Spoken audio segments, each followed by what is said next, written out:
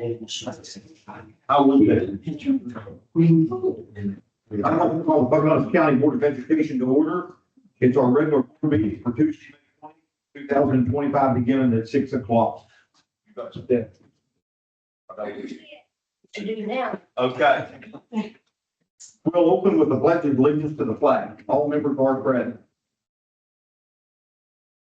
I pledge allegiance to the flag of the United States of America and to the republic for which it stands, one nation, under God, indivisible, with liberty and justice for all. First item on the agenda is approval of the minutes from the Board of Education meeting held on May 6, 2025. Do I have a motion? Commissioner McCollum made the motion. Do I have a second? Second. Mrs. Holmes, seconded. Has any additions or corrections to the minutes? Any questions about the minutes? Hearing none, all those in favor, signify by saying aye. Aye. Motion carried. Item number 2 is approval of the agenda. Do I have a motion? Mr. McCollum made the motion. Have a second? Mr. McNabb, second.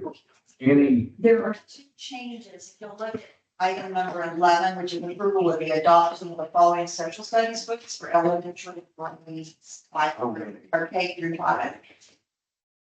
So the teachers just voted, I believe, yesterday on grades 3 through 5, and they voted for the same company that the K through 2 did. So it'll be teacher creative materials, exploring social studies, West Virginia, and then 3rd grade edition, 4th grade edition.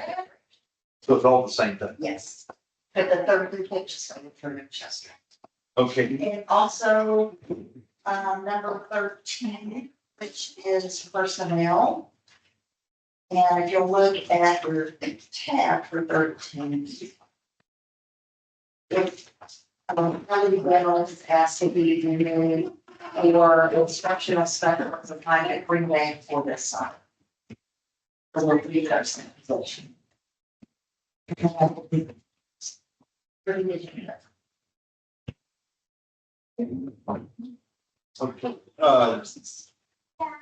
we move number 10, item number 10, from where it's at on the agenda to, down under personnel, first thing under personnel?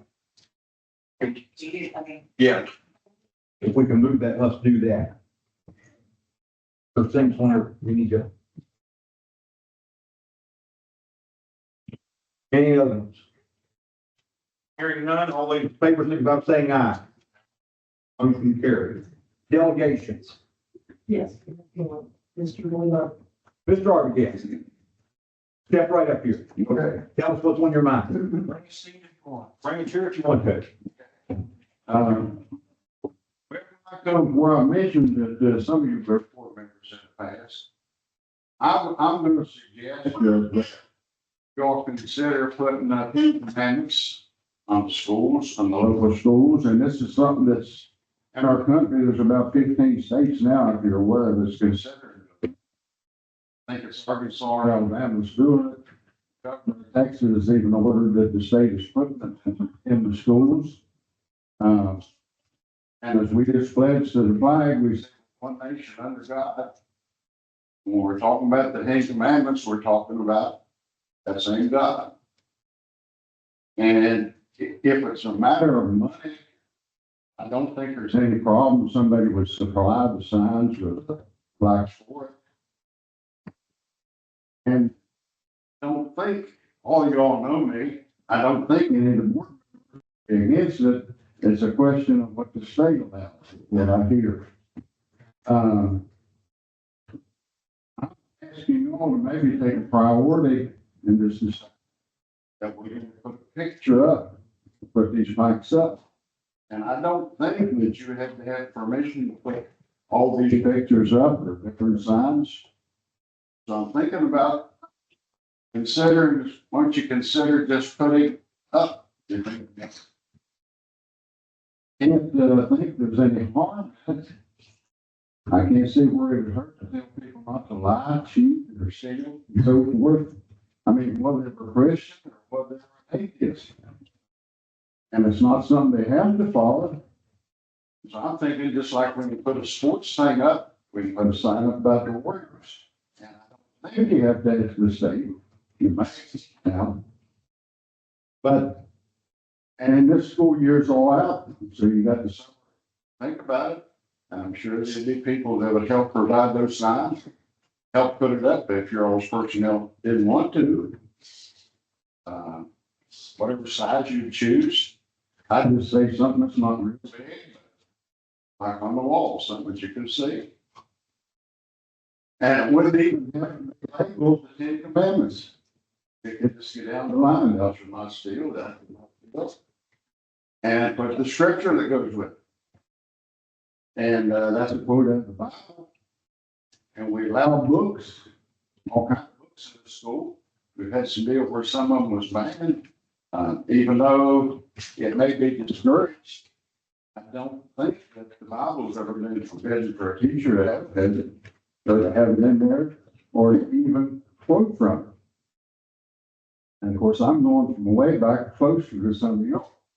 I remember we had to learn Bible verses, and if you didn't even do that, and this is Dave Smith's class in Hillsborough, you could even get your hand smacked with a ruler if you didn't scripture. That'd be ferocious today, wouldn't it? When I 5 minutes, that followed, that's right. And I'm not counting, so. Okay. I'm not too late. Okay, here's my contact information. With my contact information, let's talk sometime. Okay, that's good. But I think some give an end to the lab, and I don't make any apology for being a Christian. But America was founded on Judeo-Christian principles. They're trying to say it's not. But we should be able to show our things of faith, and that's a thing of faith, it's the Ten Commandments. And if we decide to do it, I think most of the citizens wouldn't be objecting to it. Somebody will, because there's always somebody that objects to everything. But the minority shouldn't rule. And make a step. And if they said you can't do it, just put it up anyway. Let them take it in, which I don't think would happen. But I can't think of any harm that would come by it, if you all can. I can't think of a disadvantage of having the Ten Commandments on the wall. It might help, it might make somebody stop and think. The principles that's there. And we need those principles. We need some directives. And as you all well know, you can educate me on it. You can't, part of your teaching should be teaching morals and principles. If we don't have any morals and principles, then we have no rules. We have nothing. So that was mine. Help any way you can. I'm not representing any group. I don't have any kids in school. Don't have any kids in school, but I'm for our kids. 5 minutes is up, but Lloyd, under law, we can't respond back under delegations, Yes. but we can take it into consideration. Yeah. And thank you for coming. Any other ones? That was it.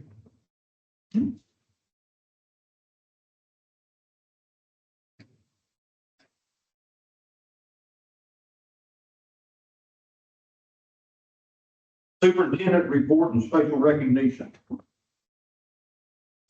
We have a lot of recognition tonight, and the booklet is here as a golden you kind of coordinator to get some assessments. And I don't believe we have our two winners from our county, Lily Barr and Silas B. Yeah, really. Oh, what?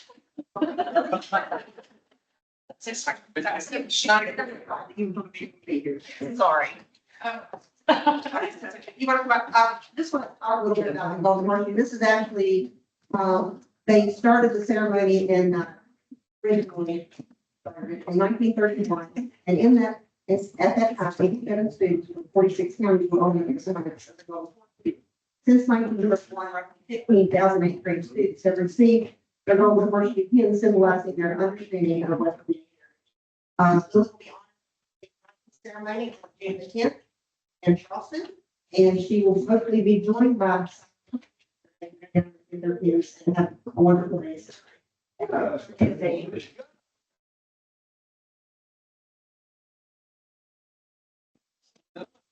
Yeah, please. And really, amazing. I mean, I hope that you all can attend. It's really.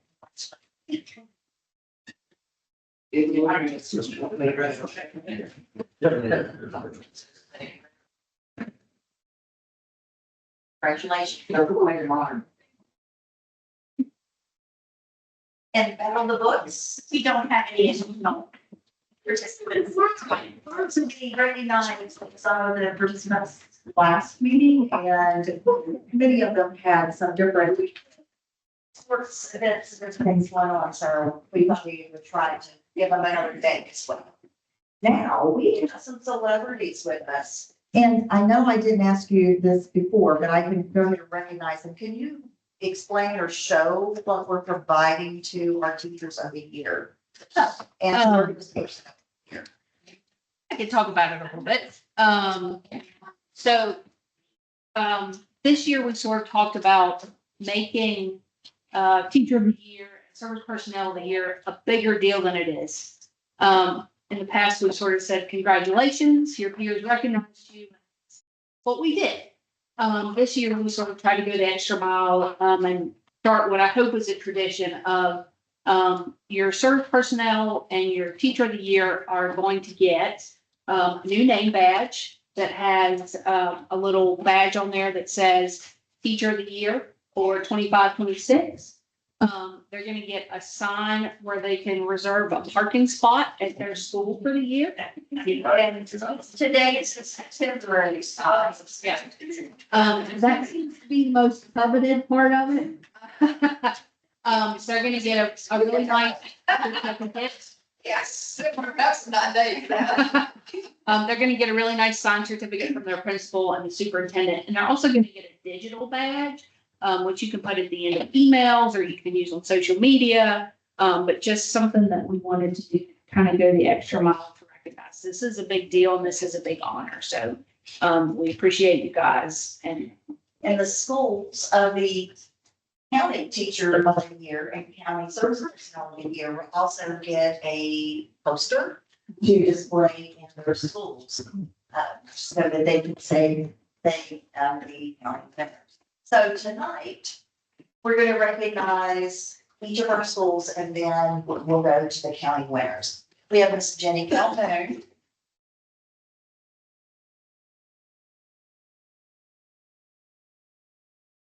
Jenny is currently fourth grade, right, at Hillsborough Elementary School, but it will be Miss Spencer. So you go behind. Jimmy, take a vote now. Jimmy, Jimmy Frank, you get it. Oh, you know what, talk about him right now. yeah, So when you want to do. I'd like to get back here on the side. This will be like the biggest penny line, I'll do all of that. You want to open that up? But take it. It is the most. Don't lose that. All right. Congratulations. Jenny, you don't get heartburn anymore days. Let's give Jenny a round of applause. Just don't take recommendation. I'll. I'll do something better. I'm gonna get behind that. We'll get everybody. You're all right. Service personnel. I've got this wrong, the word should be behind. They should be. Oh. No, I'm good. That's what I'm gonna do. We got it all. Representing Hillsborough Elementary School for service personnel here is Heather Simmons. Also does a lot of work for us here at the board office, so I.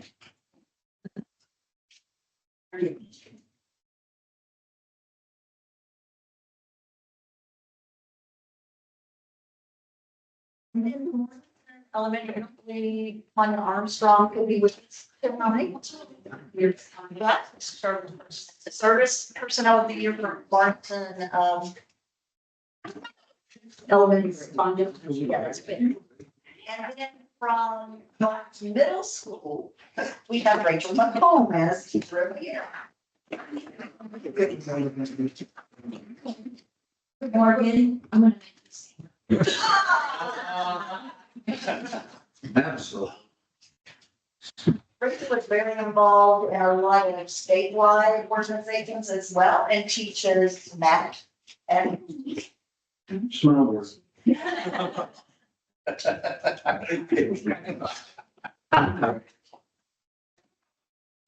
representing Pocahontas County High School as teacher of the year is Cindy Solak.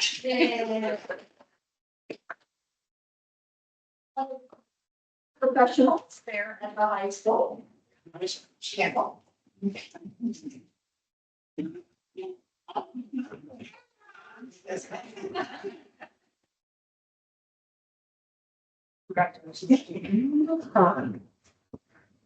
And representing the high school for service personnel of the year is Cindy Britt. And you all know her. She's not, she's okay. And then we have our service personnel of the year for the county is Katie Cummings. And she is a special ed aide at Arlington Middle School. Her children had some games to solve, and she's also very involved in scorekeeping, I think, and things like that, so she could not be here tonight. But we'll make sure she gets her items, especially the parking. And our teacher of the year, representing Pocahontas County for the West Virginia Teacher of the Year is Mrs. Michelle Rowe.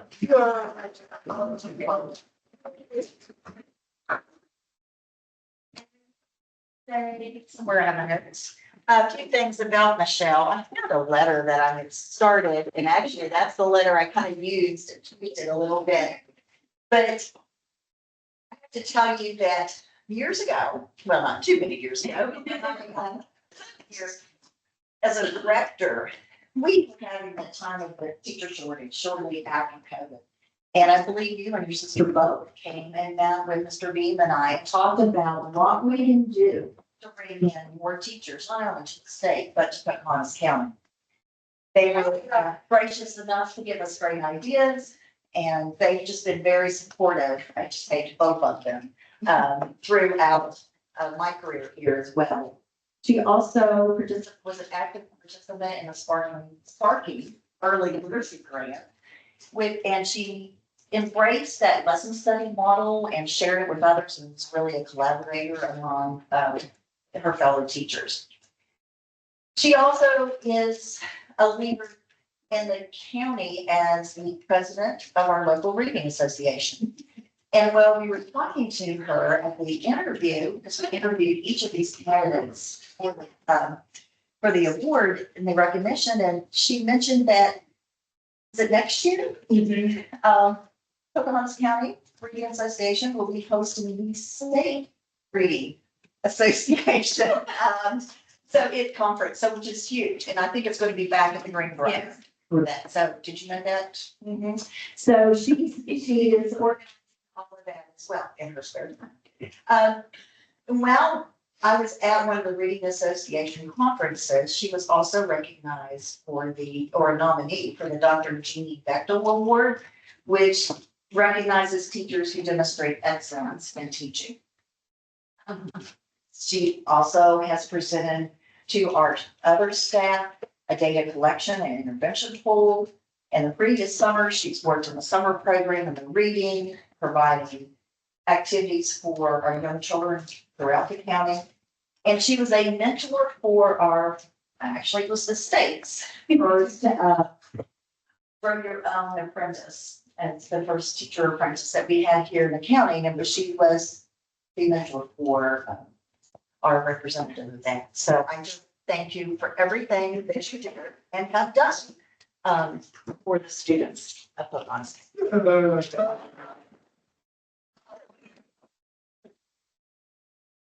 two. Get one, still one day. And this is like a poster. Wow.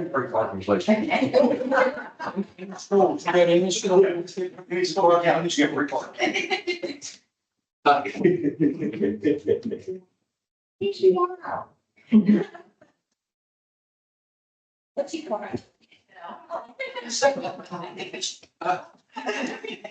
You want to make your plates over there? You're all with. The smiles are doing.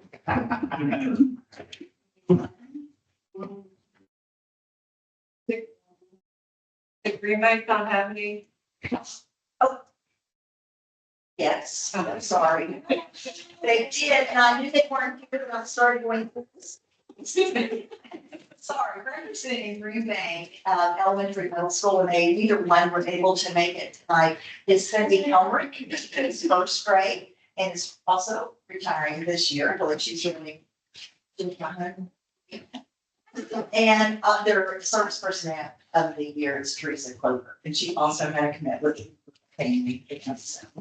Oh, it's spring concert, so. Can you have your parking spot?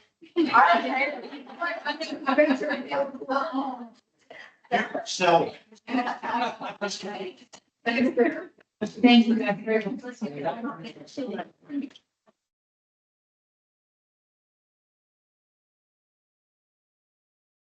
Take care of the mom. It's, you know, I was thinking about the first that Pocahontas families has. In the last few years, we had first printed a really great program. And last week, Tracy and I, were invited to go to the State Education Alliance in Charleston and receive quite an honor. Was, as you know, actually last time we had won 8 regional winners, so. Eight. 70s, I think there were 70-some applicants and we were one of 8 regionals. And then, so they announced the winner of the State School Business Partnership of the Year last, and so, as you can hear, we were announced as the State Business Partnership of the Year. This is the first of this kind, and we received a $25,000 package. So,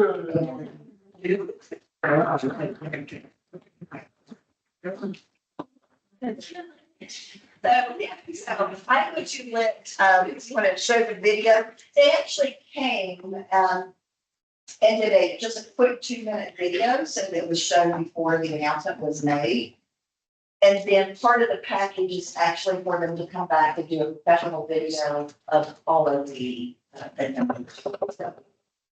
and you know what, Christine, we forgot to show our teacher of the year service person. We're going to do that. 1 second here, if I can share it by Teams.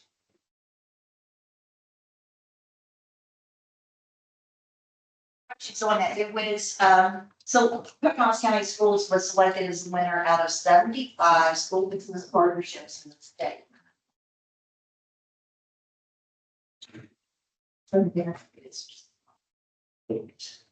Yeah, so there's 4 regions, and they did 2 from each region as the finalist, and then the 1 state.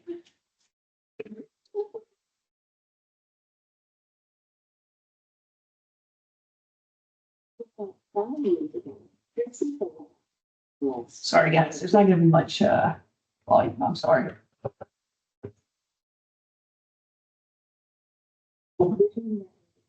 All of us students at some time of their career. So out of the 4 walls of the school and taking out to the beautiful outdoors of Pocahontas County. We serve every student in the county, pre-K through 12, with a series of adventure-based programming that relates back to the curriculum that those students in the regular classroom. As for Nature's Mountain Classroom is focused on whole child health. So everything from their mental health, their physical health, to that connection to their community and support network for lifelong learning and physical activity experience. Here in Pocahontas County, we have so much public land and so many amazing natural resources. And our program is teaching them how to enjoy them forever. And not only how to enjoy them, but how to preserve them and utilize them to the best of their abilities for a whole lifetime. One of the things with the careers that they encounter with Adventure Pocahontas, for instance, the hiking with our forest department right now. They're learning that they could stay here and work for them. They go to social, see all the different parts of a ski resort. It's just a vast amount of career and opportunities that our students just are not aware of. And that hopefully through this program, they're also learning what they can do and stay right here at home. We love this program. It is great. It is providing a outdoor classroom that the kids are learning and growing in. And they are learning all skills through the program, recreation. And then they also are getting a classroom environment where it's either a history lesson or a reading lesson. Right now they're writing haikus about the nature that's surrounding them. We have multiple students who are now starting to envision a future here for them and the families. So I think it'll be a really big help to really change the way that we're looking at West Virginia. Kids are seeing opportunity, quality of life, a beautiful place to live, and really thinking about building their future. So We've actually been publications and newspapers, and we'll continue. I think there's some things coming on from Part of the prize package is to take our show on the road essentially and share with other communities what we built here together with Pocahontas County Schools to kind of mentor or share or whatever. And I said, Pocahontas County State, you know what I mean? Like, that's always my number one priority, and I want to make sure to, communicate that to you all, that no matter who wants to bring adventure to their county, that, we've been building such a beautiful, sustainable model here in our county, and that will always come first. And I'm excited to share what we're doing. I think that it's really, really unique that you all were on board from day one, and everyone kept saying, what do you need? What do you need? What do you need? Instead of what about? And hopefully. But I actually, in our first meeting, I had some of those whatabouts, and she had thought of every detail. Busing, the insurance, the food, every detail she had already considered. I found my notes back from that original meeting. Oh, really? Yes, I think it was April 2021. Okay. She came in to meet with Mr. Beanie, who was superintendent at the time. He asked me to come over because I was director of instruction and curriculum, and Ruth Bland joined us as well because she was transportation, and Tracy shared her dreams. And it's now, statewide recognition. And as one of our friends who's an attorney in Charleston said, this is on national. He really feels that it's something that should be shared nationally as well. So I'm very proud to have been part of it with Tracy. Just I've always said I'm her cheerleader. She does all the work, and I said, go. What you need. Do you want me to share that now? Yeah. Okay. Well, the memorandum of understanding. No, this part, and then I'll leave Yes. this part. Perfect. Does that sound Yes. like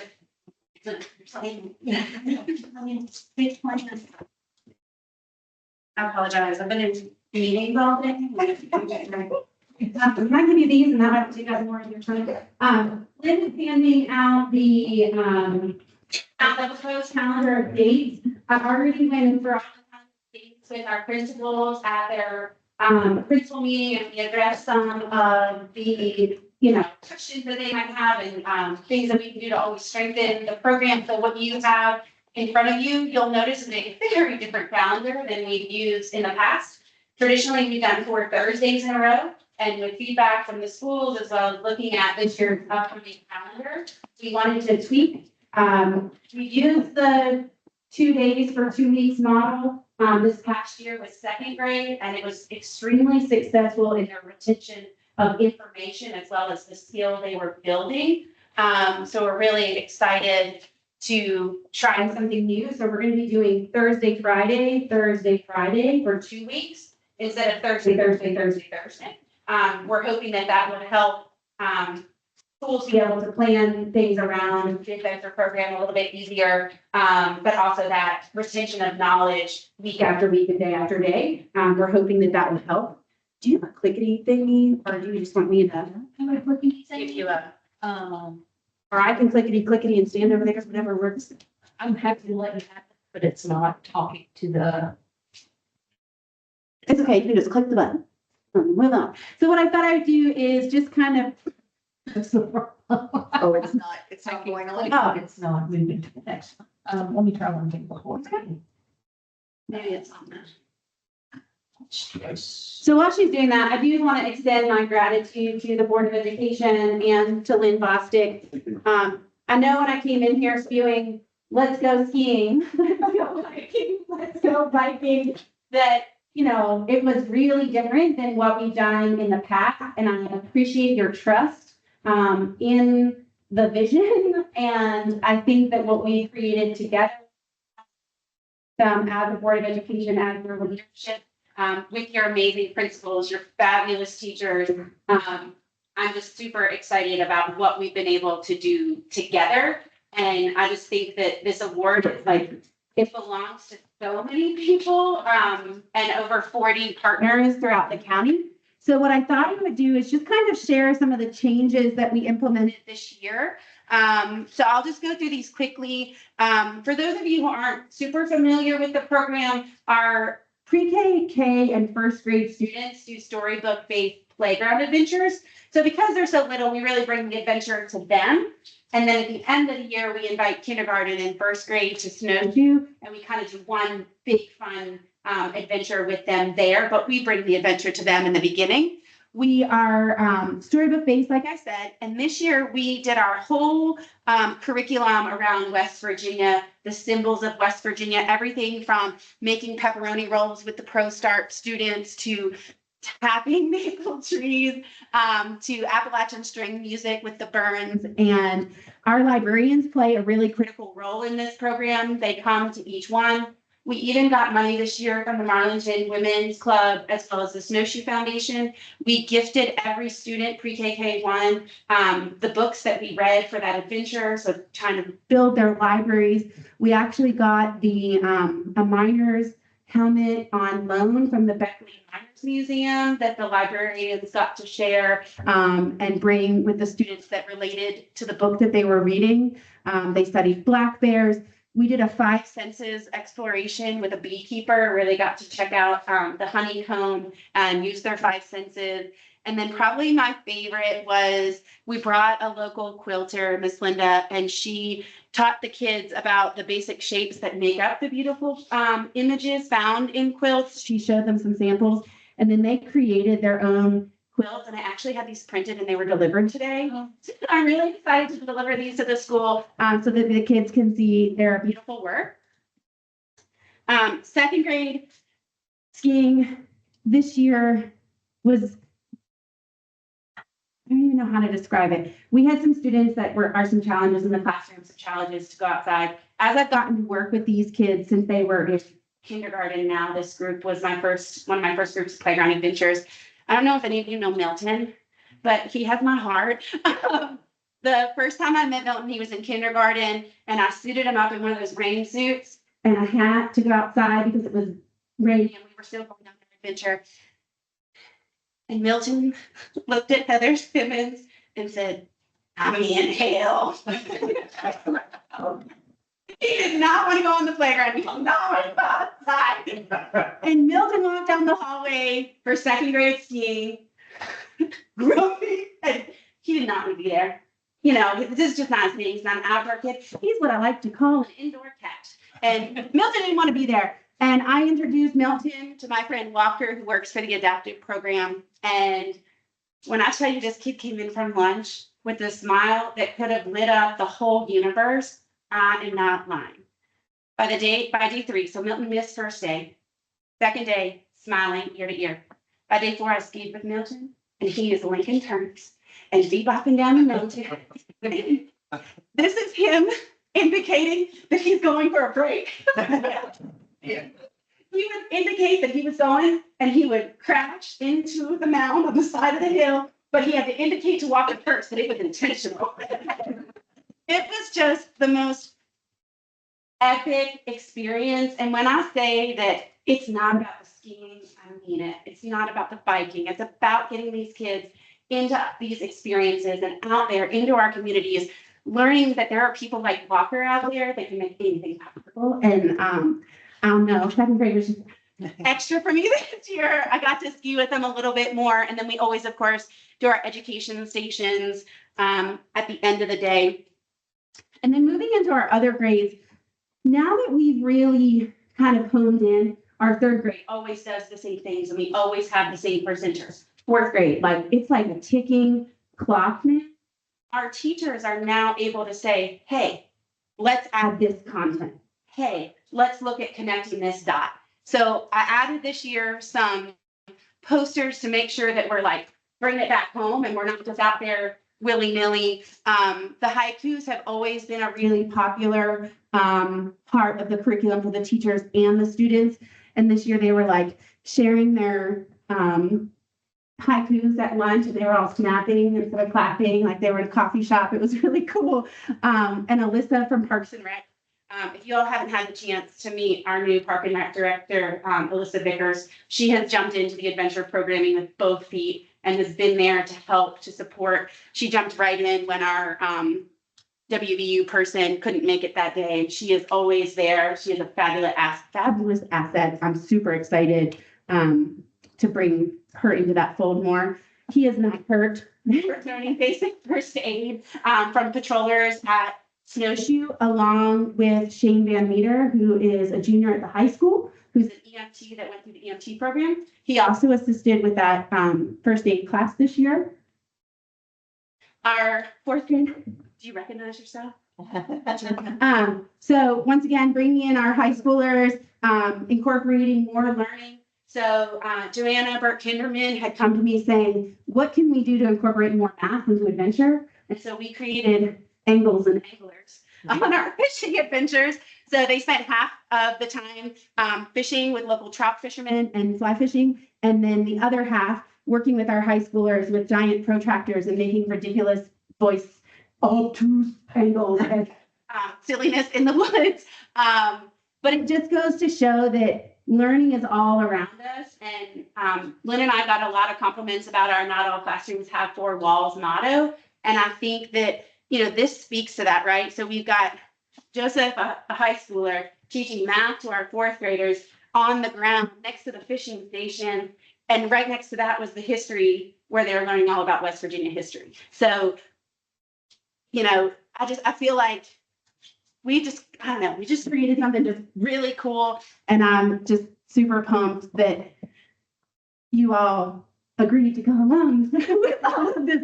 Our fifth graders, once again, we've been doing simple machines for years since the beginning, but adding those visuals, adding the signage, making sure that everything's really intentional. Something we've done the last 2 years. I think there's a misconception that we're exciting kids about things they can't afford.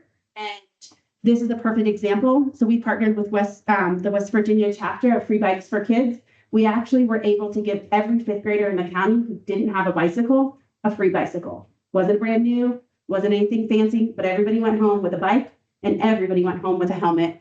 Same thing with the ski passes. Snowshoe does pre-K through 8th grade, free season passes, no questions asked. And then in high school, they have to earn it. So they can sign up and come on an adventure and be a volunteer. They can volunteer directly for Snowshoe, or they can get a job and they can get their pass that way. So just trying to build and instill that adventure forever. This was a fun one. So we took about 96 and 7th graders camping at Thornwood. And we've been working the kinks out of the overnight program. And I actually spent all day meeting with middle school teachers, going over what content standards they're going to be covering in the fall so that we make sure at their adventure that we are meeting their needs as teachers as well as the students' needs. We've refined our guide process and working with Snowshoe Ski School to make sure that we're finding the right fit of guides. And this year was one of the most successful overnight programs we've had, both with 6th and 7th and 8th graders. We did it as a novel study. It was a Battle of the Books book called On the Far Side of the Mountain. We partnered with the U Mountain Center. We had chefs from Snowshoe come and bring cast iron skillets and do lessons. They were doing shelters. They, of course, did their hunter safety program that for Cadence Hunter Safety. We had Nancy Martin out there teaching the kids how to tie knots and do survival bracelets. And we've got hunter safety. They came in shotguns with the National Wild Turkey Federation. And then Greg Hammonds came as well. And then they do Appalachian heritage music and square dancing, which is always a huge highlight.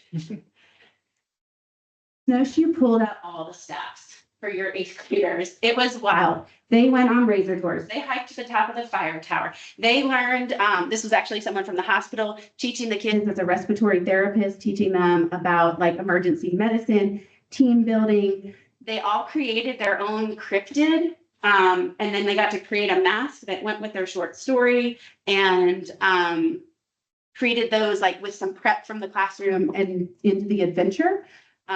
They really did fantastic. I was so impressed with these 8th graders, not just on this adventure, but you may have heard that 2 weeks ago we did the 8th grade luncheon. And one of the things the CBB had asked me was to take a more active role to help kind of revamp that experience.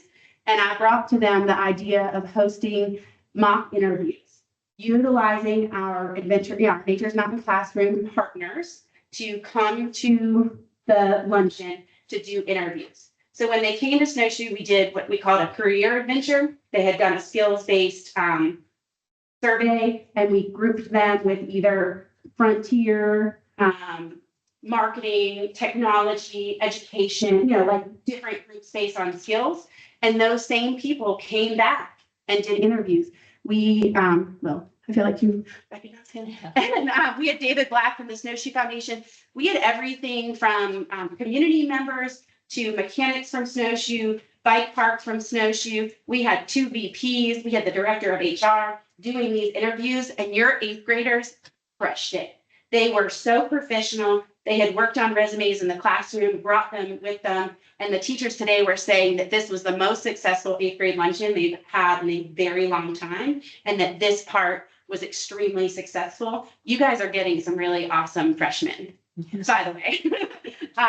So that's kind of another piece that we've been trying to incorporate and make sure that Nature's Mountain Classroom isn't just looked at as outside playing, but we're really getting to the meat of education and getting to the heart of the community.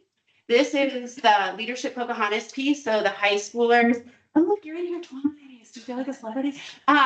This is them being ridiculous with their obtuse angles. Pro Start doing pepperoni rolls with playground adventures. Pro Start cooking a farm to table lunch for 2nd grade. This is how we advertise it. So on these screens in the school, we had this ad that they could scan to sign up. And Ms. Campbell and I were just meeting at the principal meeting about making sure that that checks and balances so that the kids are getting credit and that the schools know where the kids are. So we're gonna make it even better next year. And I feel like the ski day is that's a fave. They love to come and help with skiing. This is something we recently shared. So Snowshoe alone gives about $250,000 to this program annually, mainly in kind and about $15,000 in cash plus my salary to run the program. And this is what's in it for them, right? So creating a mountain culture that wants to be in Pocahontas County, that wants to live and work here. The starting wage at Snowshoe is $15 an hour minimum. And then it only goes up from there. If they teach ski school, they get what's called a head count. So they get additional dollars per hour on top of that $15 an hour for every kid they teach over 4 children or something along those lines. So these are good lucrative jobs that they can have on weekends, holidays. And and really for a whole lifetime. So when we started this program, when we took 187 of your third through fifth graders skiing for the first time, 170 of them had never skied before. And now when we did our end kind of survey, we're looking at about from 5% skiing to 95% skiing.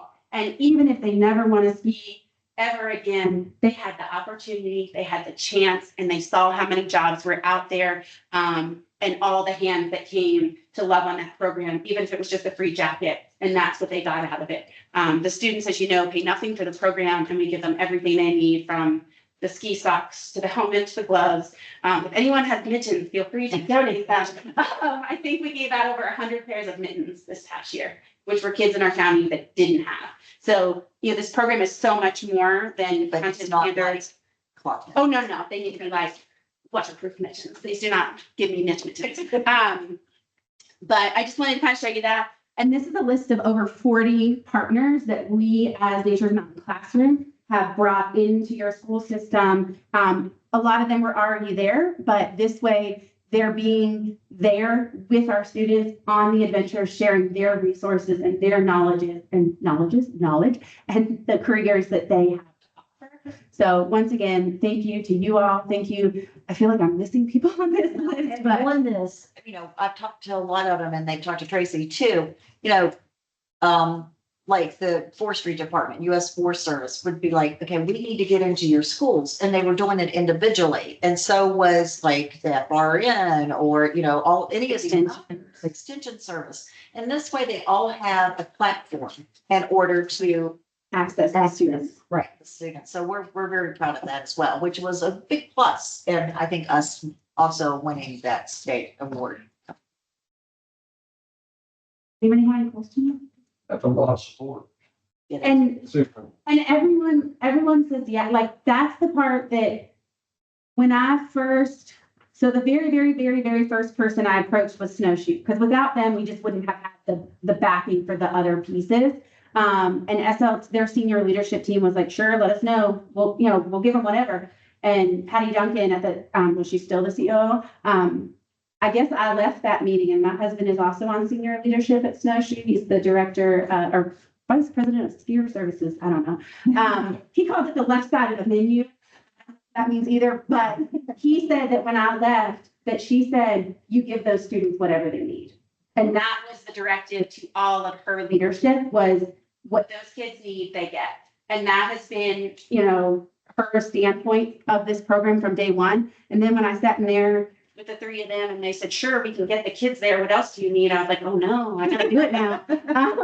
So thank you guys for being, supportive from the beginning. And really, it's a testament to our amazing community, because I sent out the calendar to get feedback, and everyone's like, count us in, count us in, count us in. The students' behavior is phenomenal. The teachers are very helpful, and you see it. And so please take that calendar and put them on your calendar. This is an invitation. Christy Tankersley came to Cranberry, and it was like, I get it.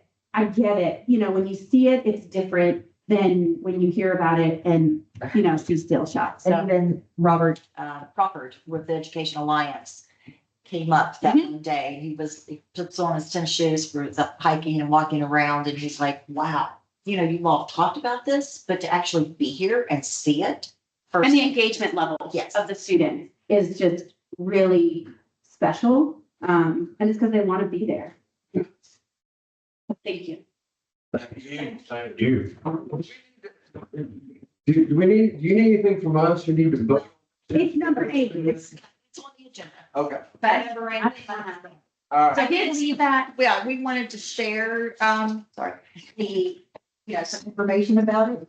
And I know they've already all left, but Kristen Hammond did a great video for our teacher of the year and service personnel of the year, how we announced it. So, Mr. Trippo, Ms. Shipman, Hammond, and I visited the schools of our 2 county winners, and is that okay? Or no? We need a tech person in here. Best one here. Let's see, you guys can see that, right? Yeah. All right. So, She said it's fabulous. On everything, but I just wanted you to see this as well. And apologize for. so this is something different that we did this year too. This was Mrs. Fosdick's idea. We surprised the winners of the county soy and toy recognition. So it's a video.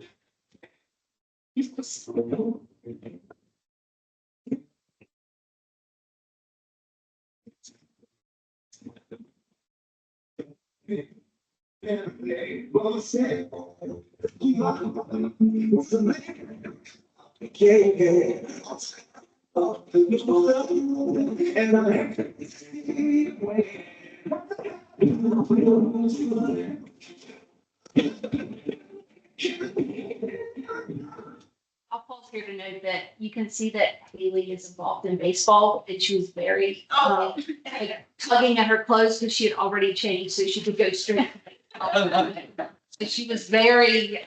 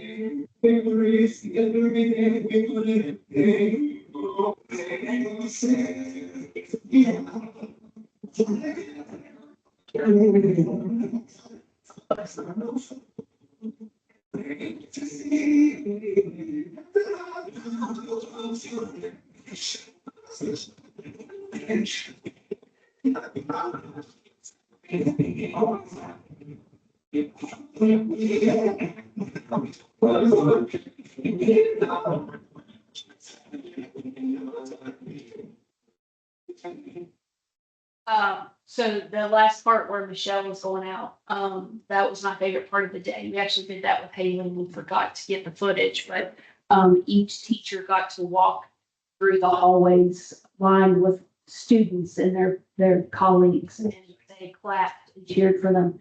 It was amazing. It was electric in both schools when that happened. That was fantastic. So, Did you show this to your staff or did Michelle? We need to show that. It's on the webpage. Okay, I'm sorry, I meant to show that when they were all here earlier, but, and that is for special refuge. Okay. Number 5 is informational reports and academic updates, student representative Raleigh Packard and Joseph Van Meter. Also report, please. There's my. He wants to celebrate. He wants to know. Dude. Good evening. So first thing I have to talk about is underclassmen finals to start next week. I should talk about senior finals. But our schedule one day is first, third, fifth, and seventh period. And the next day is sixth, second, fourth, and sixth period. I'm kind of give a break in between each class. So you're not really stressed out with back-to-back tests, which everyone seems to be relieved about because that's A highlight from the test strategies class, our final for the class is conducting interviews. We have volunteers from the community, that's helping with the interviews. We had to create a portfolio. We had to submit them today. Well, we submit them today for feedback and instead of tomorrow. And the volunteers will have them, questions based on, and it's supposed to be a scholarship modeling. Just to prepare us for next year for juniors and seniors going to college. The CTE program, we went to Marlington Middle School and Green Bank. And we talked to eighth graders about the different CTE courses and that, because they did come for move up day, but it felt like they didn't have enough opportunities to ask questions and have applications. So we got to talk about one-on-one and answer some of the questions that they had for scheduling for the CTE classes. And Ms. Campbell and I had an opportunity to talk today about what student representative looks like next year and just having an idea in mind on how to elect it next year. Okay, so just touching lightly on the seniors final, it's the exact same way as their final that will take place Tomorrow and Thursday. So since our last day of school is this Friday, so we will be gone. So last week, also touching on the seniors were given final projects by our college English class with our teacher Melinda Ruth. And she wanted us to think of a way to get involved in our community and whatever aspect we chose to do that, whether it's community service or just hanging out with kids all day. Some of the projects that we had was showing up at the local rodeo to get donations for the animal shelter to get what they need. More were redoing the flower garden at the training people in Arlington. And another one was repainting the corridor. So now everything looks very spick and now looks very good. Definitely good touch of it. And then for my last thing is highlighting on our derby race that we had at school. So I think it started last year, right? And so that's the work of Mr. Taylor, Jonathan Taylor, the carpenter teacher. And his students will go in and they'll make little box derby cars. So if you've ever watched like the red derby races that take place, that's how we do them. And so each class gets 2 cars. You can customize the car to however you want it. We have mystery machine, a beach theme, we had a fighter jet, we had everything. And the carpentry class and Mr. Taylor were able to like cut out a pathway at our school and big mud bog. It was really fun. Enjoyed it. Everyone got super creative. Sadly, the juniors won. Because the seniors had some technical difficulties, but all in all, it was very fun. And it's very fun to get these things incorporated. That's all we have. Well, thank you all very much. Wait, what was the course at? I was looking at that. I can't figure out where the course. Going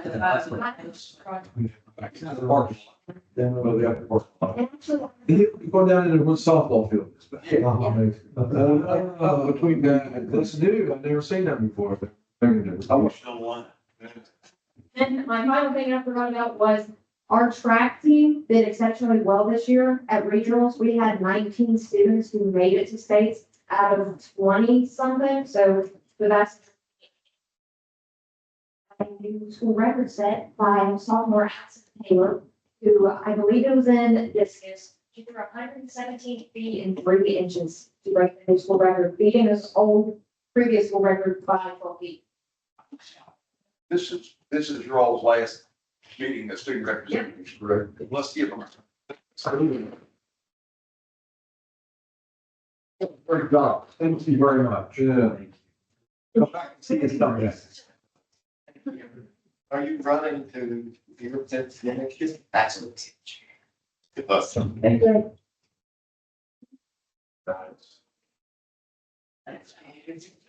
Christine Campbell, acting principal in Casey Driven D to students, and Ms. Klein, Department of Education. Yes, she is online, but she also sent me her notes all after they're finished their investigation. Consultant program County High School honor.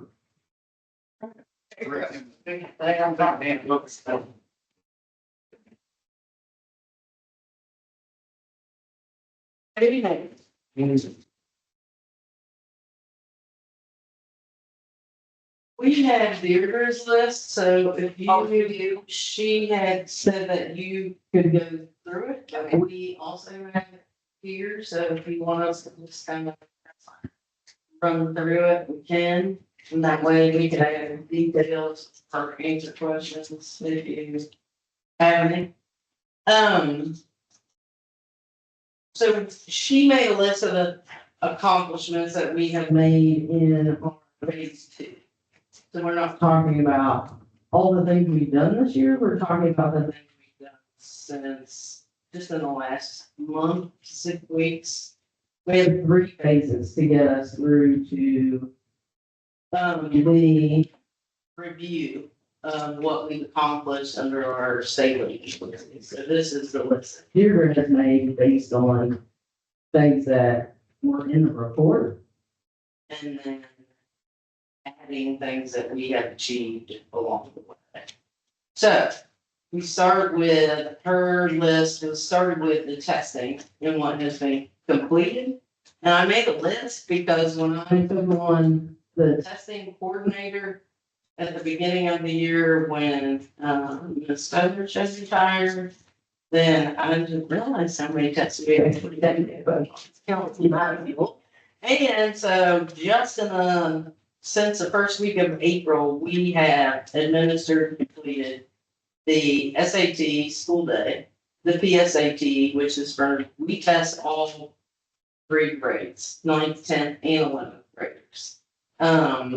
Which the board office and central office, you all have approved to pay for us to pay to test the 9th and 10th grade, which is super helpful because then it gives them, Joey knew last year where he was in terms of getting to that next level to get promise scholarship. And also, take your PSAT as an 11th grader in the fall. All of our students took that test that made them all eligible for national. You have to take that test at that time to do it. We just made sure every kid did it. Not just one that I could afford to pay for. So we've done those tests. We had our SAT weekend test. That I don't know that we've been able to host one at our school recently, but we got back on the list as of, and we're able to test. We had students from our county and Pendleton County and Randolph County there came to our site. It was actually morning prom. So we did that. We had 4 AP exams, ELA, calculus, and 2 different calculus tests and the computer science test.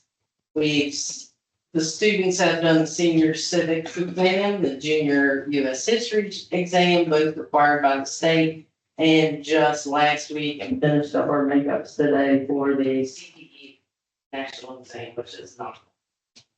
So that's all the tests that we've done just since April. Our senior walkthroughs went really well. The derby race was up the ante this year with the new course. So that was super cool, and the kids are very appreciative of that opportunity, and the teachers all survived because they're the ones that drive. Kids build the cars, actual adults are driving the car.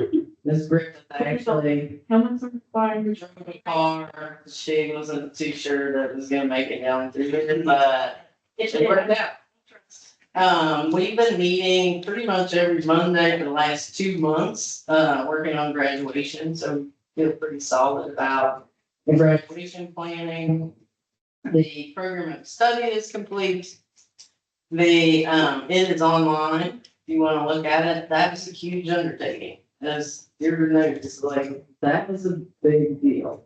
We did not have a course catalog per se, or programs of study that we could hand and say, this is the things you need. And Joey can attest to like having that document, having those requirements. And then we created the course fair, which we've never done before, that students actually work on their PEP plans, that's their personalized education plan with their advisory teachers to do their interest surveys. They did a survey, then they do the inventories, then they go through this with their advisors. Every advisor goes through just their homeroom group, their advisory group, so it's anywhere from 10 to 20 plus kids. And they have to update that in the state information system. So then the students plug that information in, then they request their courses. The course fair was designed for them to get to talk to the teachers about what is required of an honors course? What can be expected if I take this course? What kind of level do I need to be at? Is there a recommendation? Which all those things that we have had approved by you guys. And what the policy says as far as honors criteria and things like that. So the students got to meet with the teachers in each department to talk about the electives that they offer, dual credit courses that they offer, and then any additional honors courses. Their core classes, they're recommended at the math department, they know what they need to take, and then that course fair was followed by actually requesting courses. That's what we're building our schedule on this year. Not building it on, here's a schedule now, fit the children into it.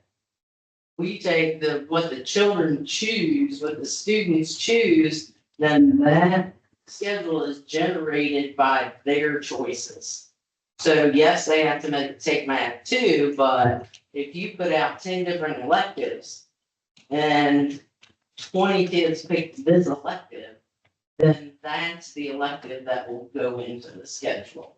So all the teachers have a variety of electives that they offer, but the students are choosing what electives end up in our schedule based on their interests and their needs. That makes sense? Yeah. What's the difference between electives and personalized course? So in policy 2510, that's what lines out. This is what a student needs to graduate. So for each subject, there are prescribed courses and personalized credit. And so for example, in science, you have to have 3 credits to graduate. The 2 prescribed ones are space biology, and then you have to have a 3rd personalized credit. Those personalized credits are all the things that you can pick for your 3rd science. And the electives are general electives that do not fulfill a graduation requirement. They would fill in that personalized 4 credits of your graduation, or just kind of the extras that you would do either because you enjoy it or it's into your life pathway. Like a Spanish class isn't required, but if a student wants to go to college, it's something else into that. So that's the difference in this. If you wanted it CPE completed, then those 4 electives may be in that particular pathway. Where other students aren't interested in carpentry, then we have included this year some more content area related to English and science and social studies electives that aren't required, but they can use for their personalized electives. So when I look at the, say, math in the program of study, there's 2 prescribed credits and then 2 additional credits. They have to be personalized course offerings. They can't be robotics. Correct. Yes, that's why we section those off differently to make it very clear to kids. Just because it's taught by a math teacher doesn't necessarily mean it fulfills that math credit. So the robotics becomes Yes. the extra. Yes. Yes. Is robotics certified as an education class yet? Pardon me? Robotics, is that, they have their vocational certification. We talked about this the last 3 years. And Right. Last year's teachers said they were going to get the vocational certification so that it could count in for CTE. It's certified for computer science, not robotics. So we have looked at it as a pathway. You could have a CPE pathway for robotics.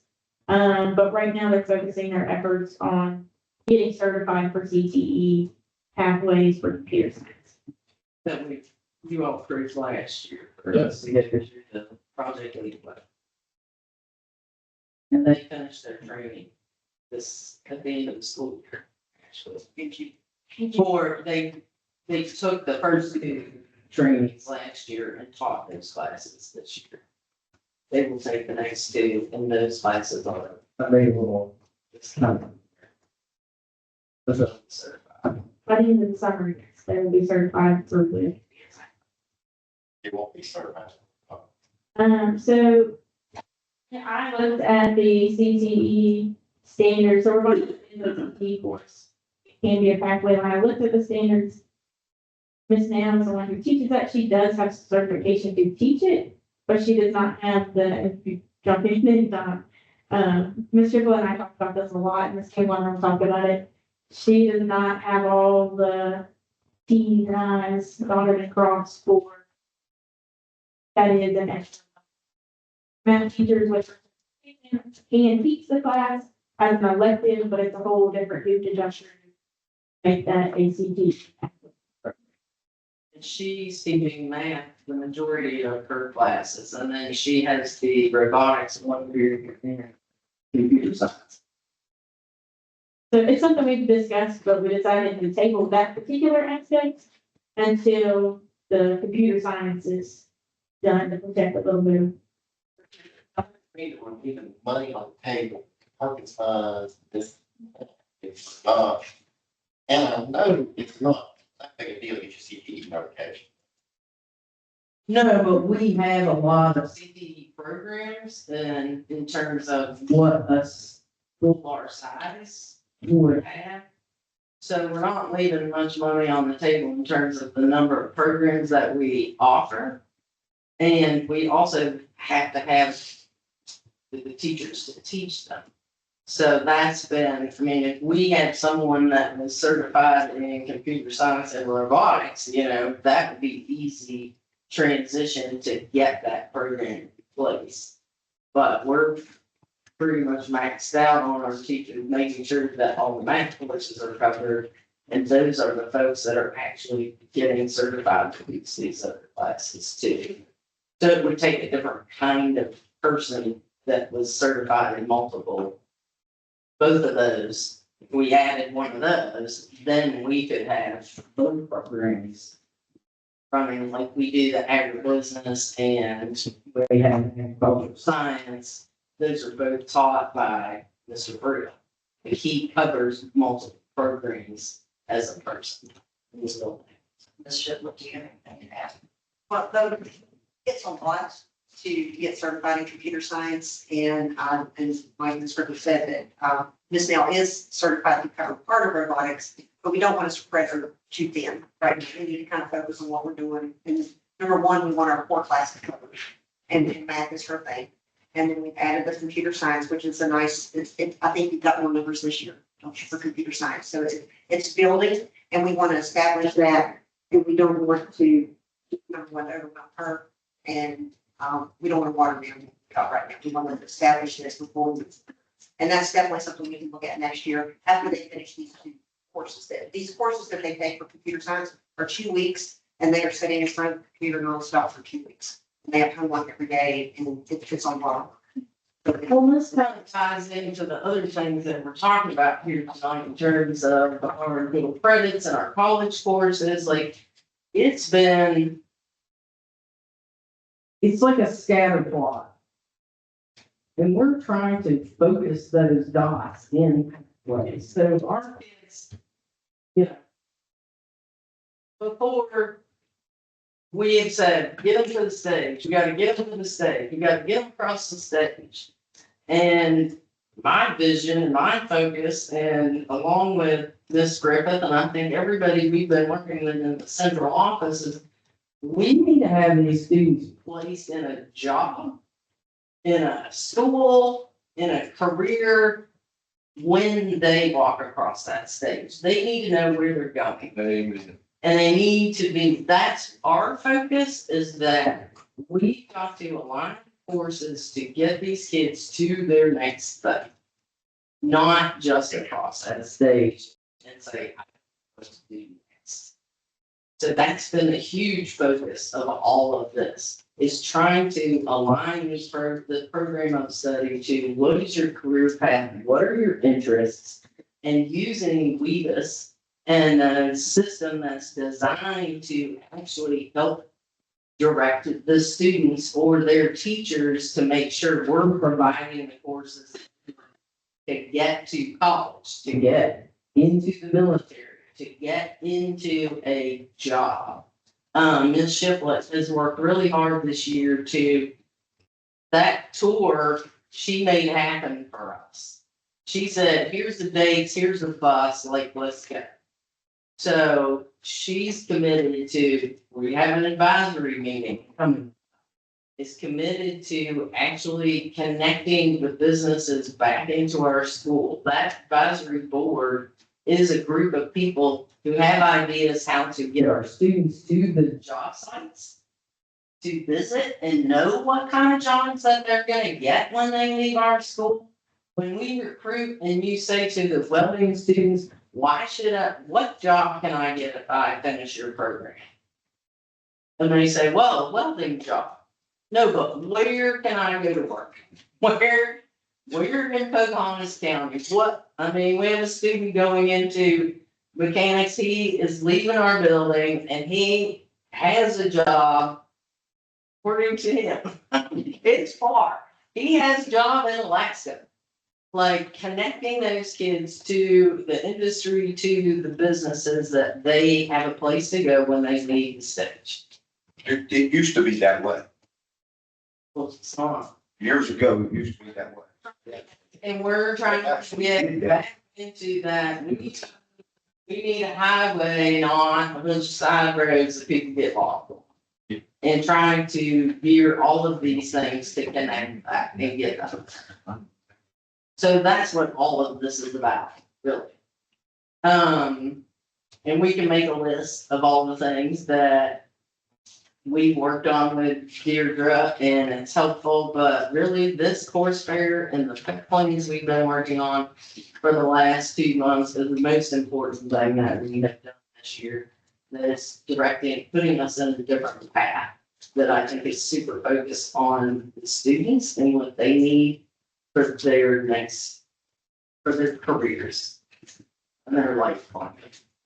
Did you agree with that, Joey, that you see us trying to, and even the conversations we had with Joey saying, why don't we do this? And I would take this, like, I think through our conversations and why we came here to explain some more things to you is that the students realizing that we're trying to get them to a place they want to be and taking all these willy-nilly courses, be college credits or just, a CTE path you never planned to go down, like it's not really helping them get where they want to be. I get more intentional about our choices, our courses, its plans through these PEPs. We now can all click, anybody with administrative access can click on each kid and now see a list. By the time they're a senior, we can see a list of when they were in 8th grade, they wanted to do this. They were in 9th grade, they changed from wanting to be a welder to wanting to work in construction in 10th grade. So, and we have extra levels, like I have 2 or 3 different teachers saying, hey, this kid is looking for this class, have you seen this? We have extra levels that we're adding with our advisors of people to catch children, that catch their ideas and make those connections. And that's a lot of what we've been building through these processes. It shouldn't be one person knows everything about this kid, or that's how kids fall through the cracks. We're trying to make baseline levels and give students information where they don't have to ask a better question. Because there's a very different conversation when somebody comes in and says, I'm gonna go to college and I don't know what to do, and they say, is this class helpful or is this not helpful in my pathway? So it's a little bit of a learning process. All of us, but we're trying to get better at this. And there are more adults in the building now that can have those conversations. They've trained in pet plans, and we've been giving them more time during our advisory periods to talk to students about that. So there are now more adults in the building than there were last year that actually have had meaningful conversations with kids about their next step and not just about how's your grade in English. It's still important, it's still project. It's a little bit of a balancing act of how we balance making our schedules and our stuff better for the next year. And how do we also balance giving the kids what they need for this year. Let's go away. Sorry, When did the pet plan permits go away? I remember we used to Rachel, I remember doing one with her. I remember doing James and possibly Patrick, but I don't think Val's been out of school 4 years now.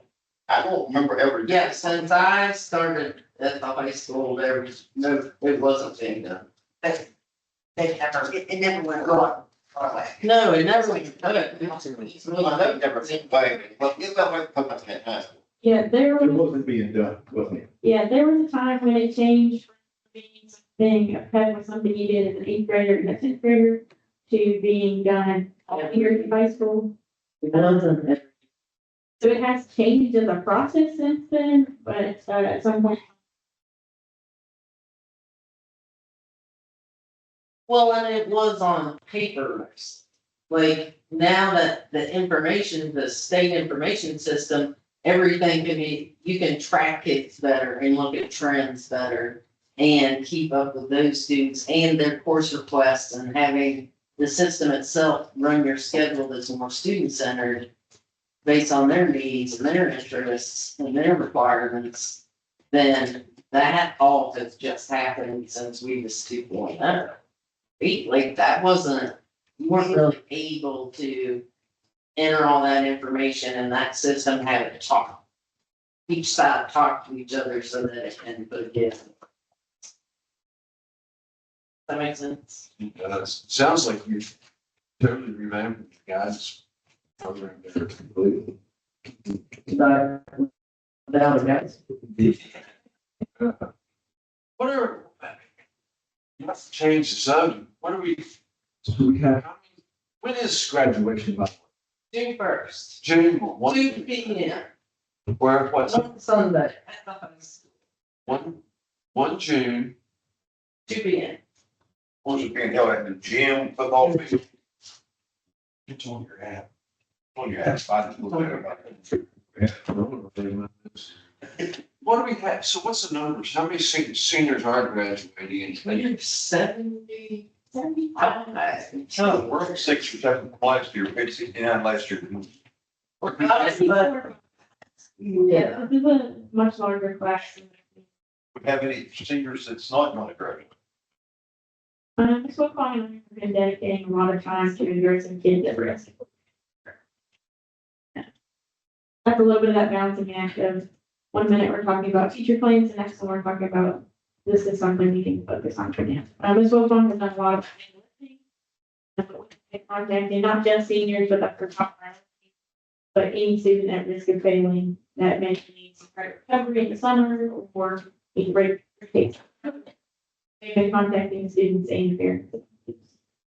and that's something that Ms. Klein helped us develop, was an actual, process to call the parents, what to go through, go through their courses, those things. Then we've been meeting.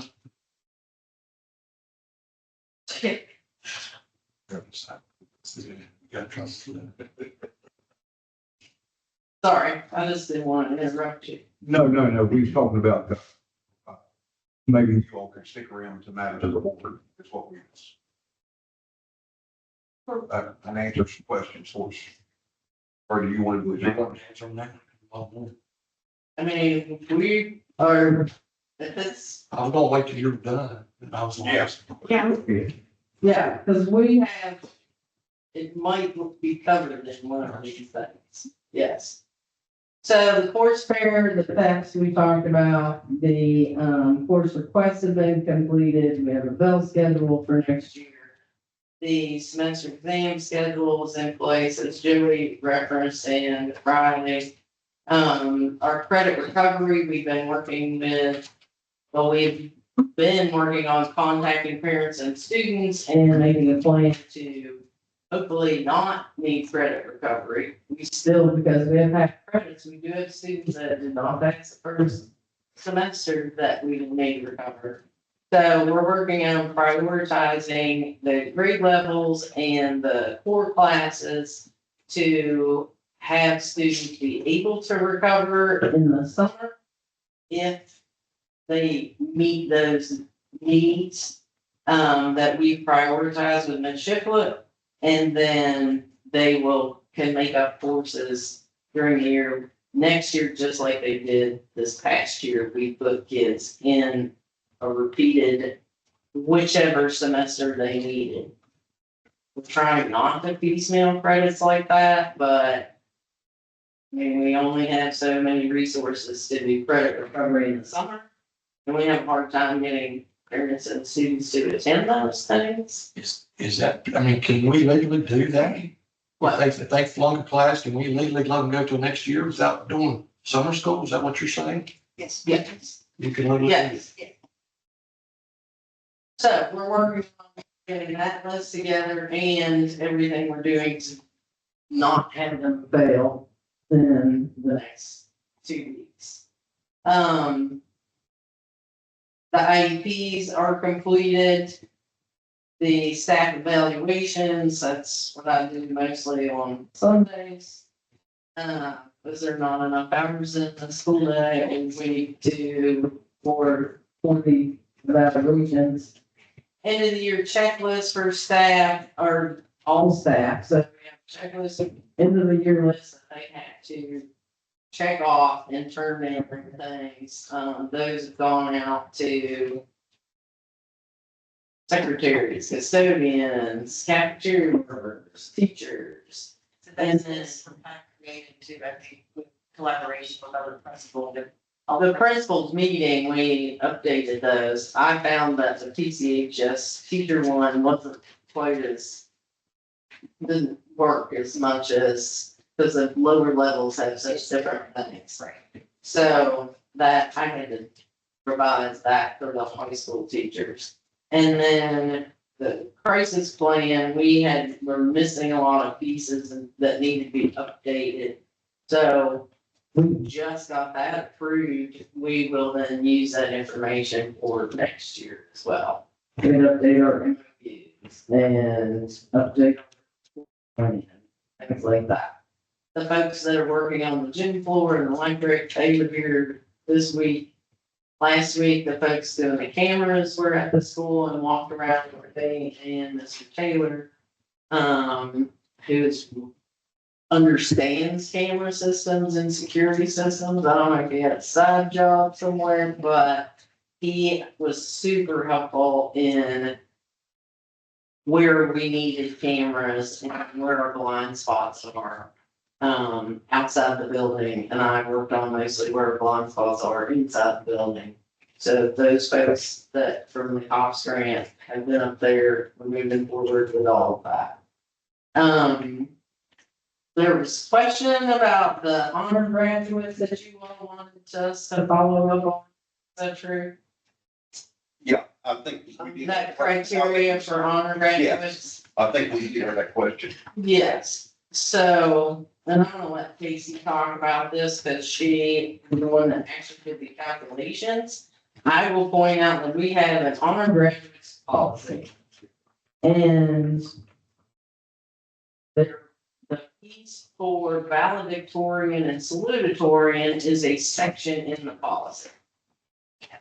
That section has very specific direction on how to calculate based on, this is not a national standard, this was the policy that was in place when I got to Pocahontas County High School. We have not changed it.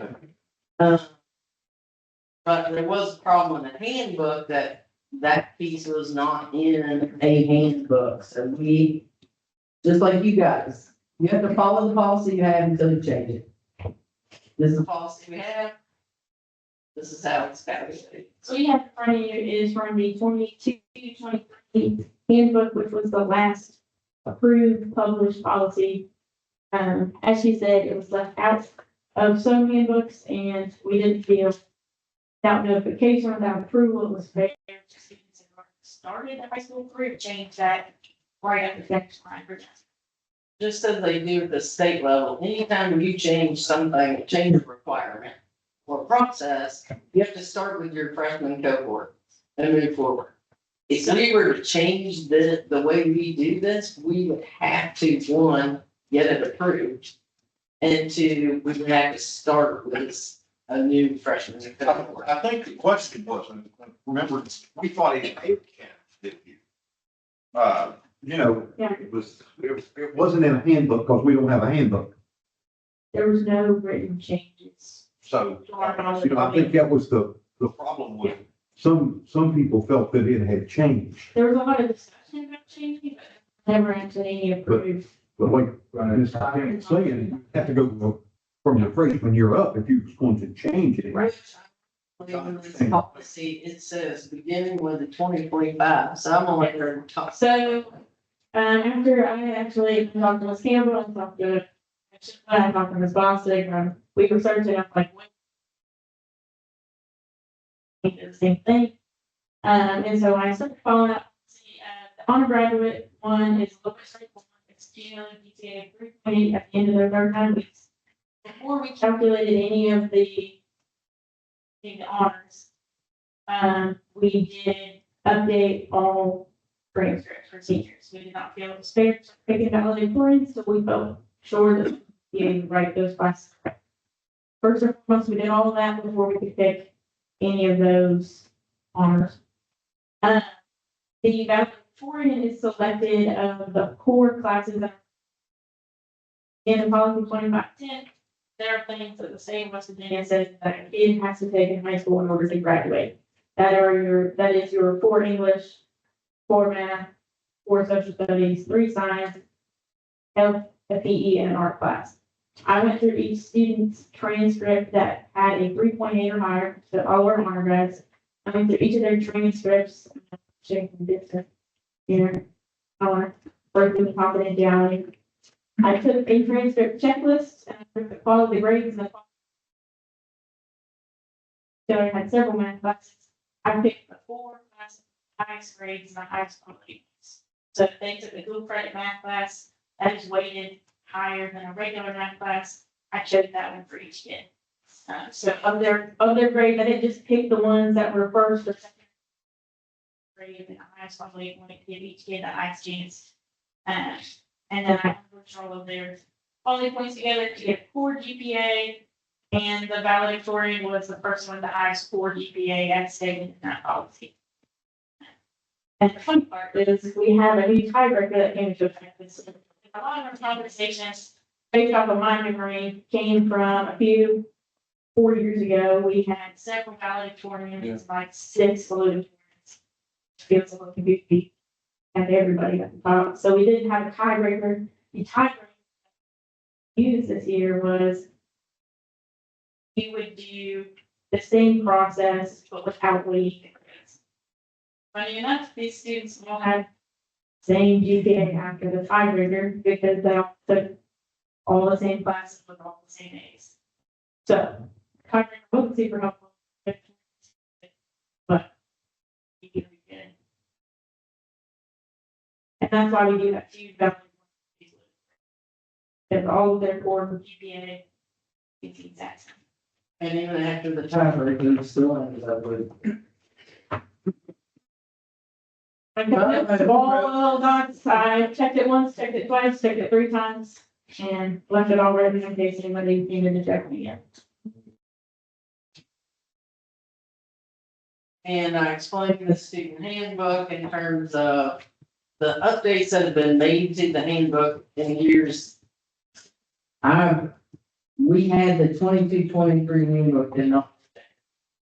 There were a couple changes to the next handbook because there was one of the directors here brought us all together, and so it either comes as a policy change from the state that we have to update based on that change, or there are like our discipline rubric. So policy 4373 is the state code or the policy from state code that says, here's how discipline works, here are the behaviors, here's level 1, here's level 2, here's level 3. The state actually in policy recommends, here's what the consequences should be. First offense, second offense, third offense, fourth offense. We borrowed and looked at things from other counties to determine what we were gonna do as a county.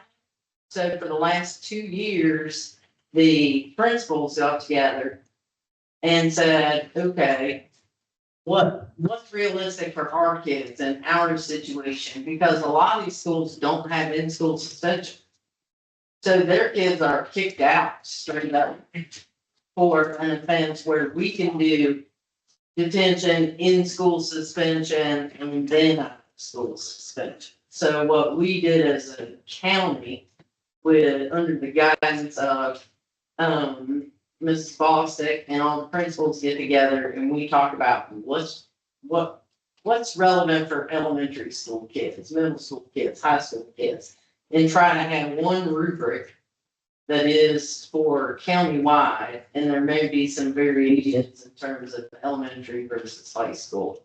But when that went into effect, we put that in our handbook. So the things that have changed in the handbook aren't just what we decided to take in and put out. There's some things have been lost in the process, which we have to go back, and that policy did not change. We just didn't have that piece of it in one handbook that got changed for other reasons. Does that make sense? It's not okay. It's just, that's how it went. And so that's why that changed. Policy 2510 changed. You all realize that our county credits and state credits weren't the same. We have to change our handbook to match your policy changes too. So every time you do a policy change, we've got to review our handbook for policy changes at the state level, the county level, and then what is aligned specifically to our school that isn't necessarily in an elementary handbook or the middle school handbook. So that's another focus, is what is our process and what is our review team to make sure that we are reviewing that handbook annually, which Miss Nicole Taylor did. We had a team that met at the beginning to review that handbook and try to update it. And the reason there's nothing been published is because we've changed so many policies here, like our handbook is outdated. So we just didn't publish a new one because we need to change the things that you all changed.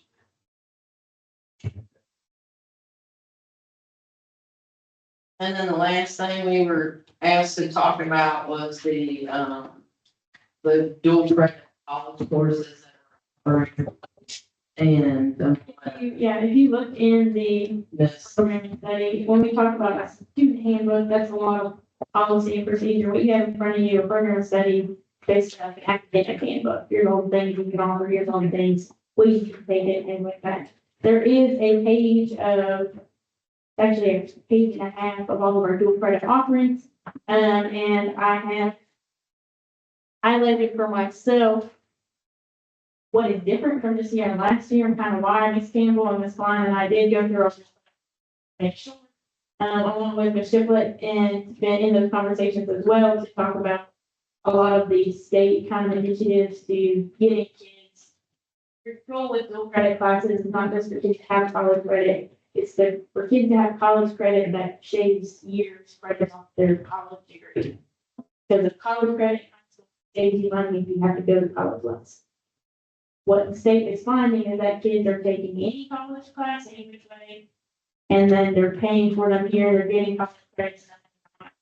They're still going to college for 4 years. So that's what we did. We did not take off very many classes. Our in-person classes, we kept as is. We have a teacher in the room teaching. That was already approved. We kept that.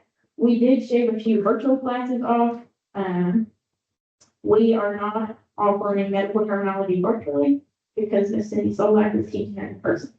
We'd rather our kids get we're gonna have to take up resources to give a kid a virtual class when we have to get arguably a better fit for them. We do not offer a criminal justice or foundation for health science, which is a safety and first aid class anymore. The criminal justice class we did not offer because our service standard for that course. But then over, if you have a dual credit class, the high school class, it has some standards for it. That was something that did not have standards. And we could not write them in time with that. So we did not review that one. The safety and first aid, it goes back to we want to offer general education requirements, common ones. So the kid can take their college English in high school, that really sets them up to have less to do when they go to college. And this class also did fit a particular pathway or particular major. So we shaved that one off as well because we want to get our kids more focused instead of just collecting credits.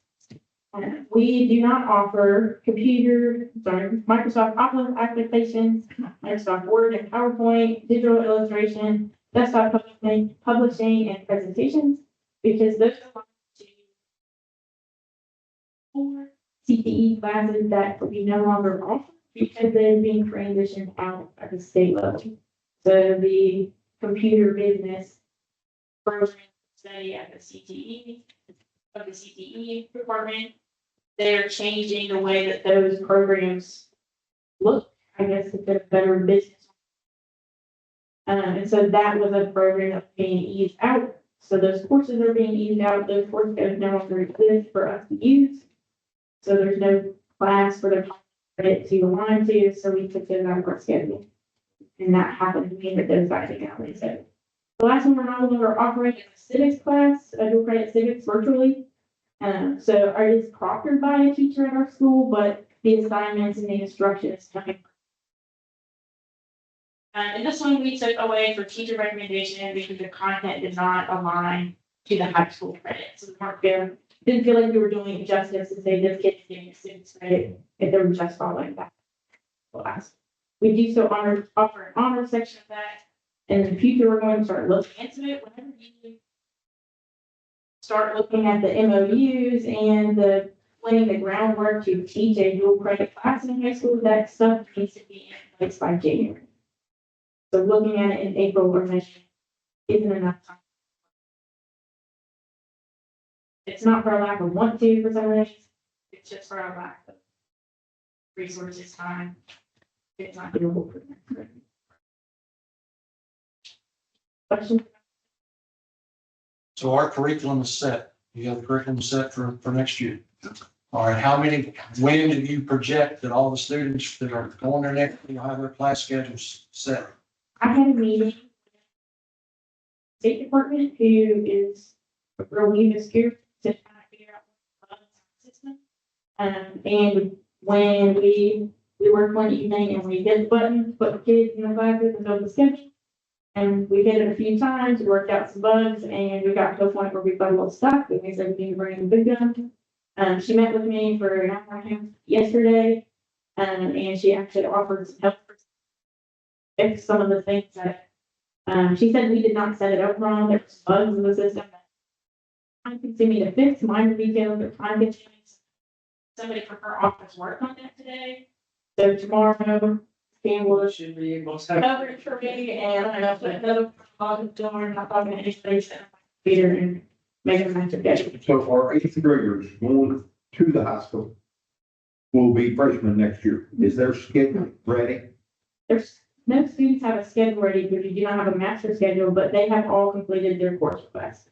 So every student that is an upcoming 9th, 10th, 11th, 12th grader has completed the course request, except for, I think we're down to 10 kids in the county that haven't, which would not be, which due to absences, sickness, things like that.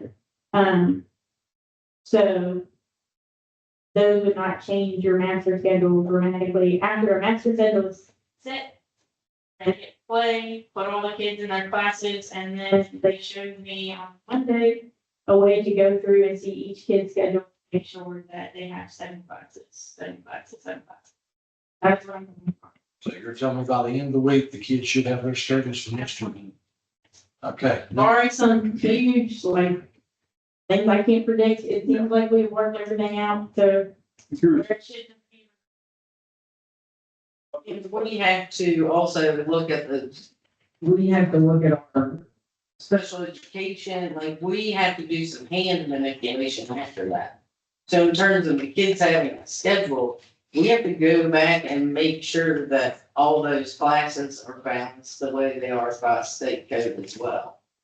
So even if a kid has a schedule, we may have to change where they take that class due to other state requirements. So it's more than just hitting the button and having them have a schedule.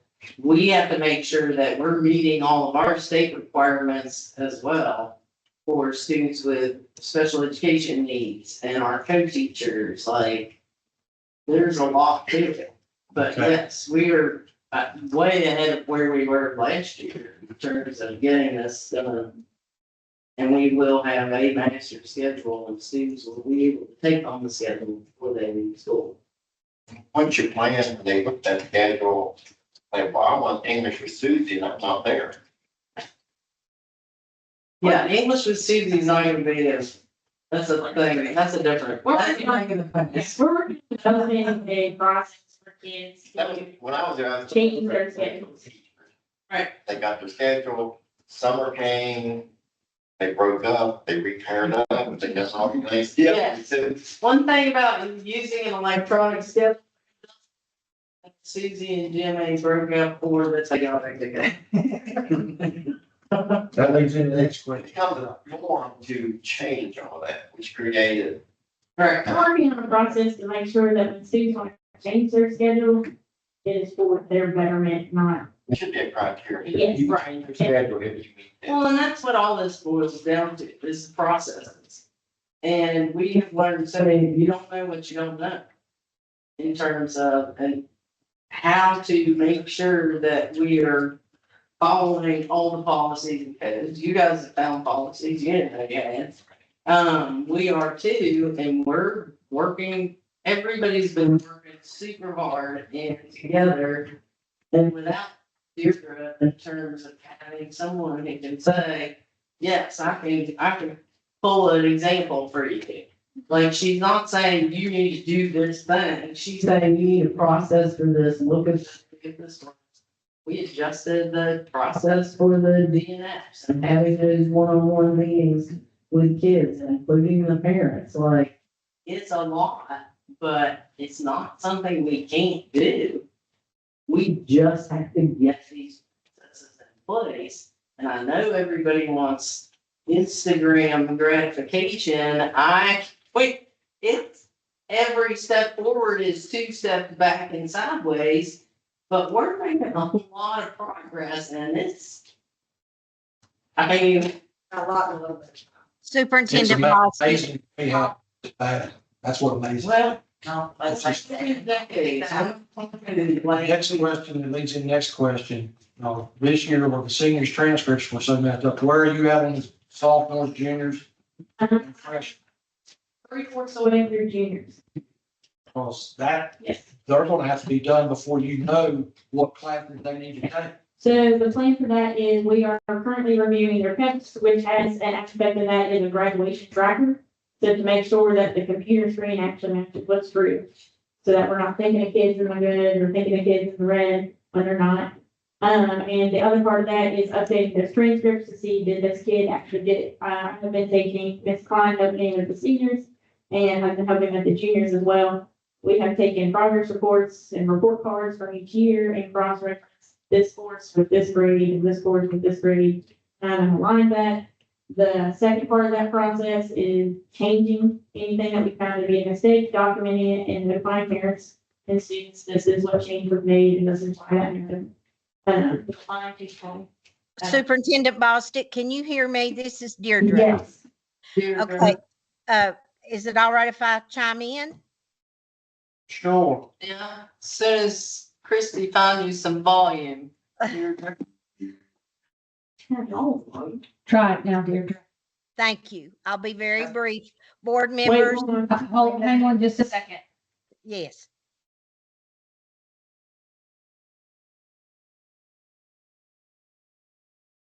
She told me to use it. Okay, one more time, Ms. Klein, sorry. Oh, no worries. I appreciate you being so accommodating.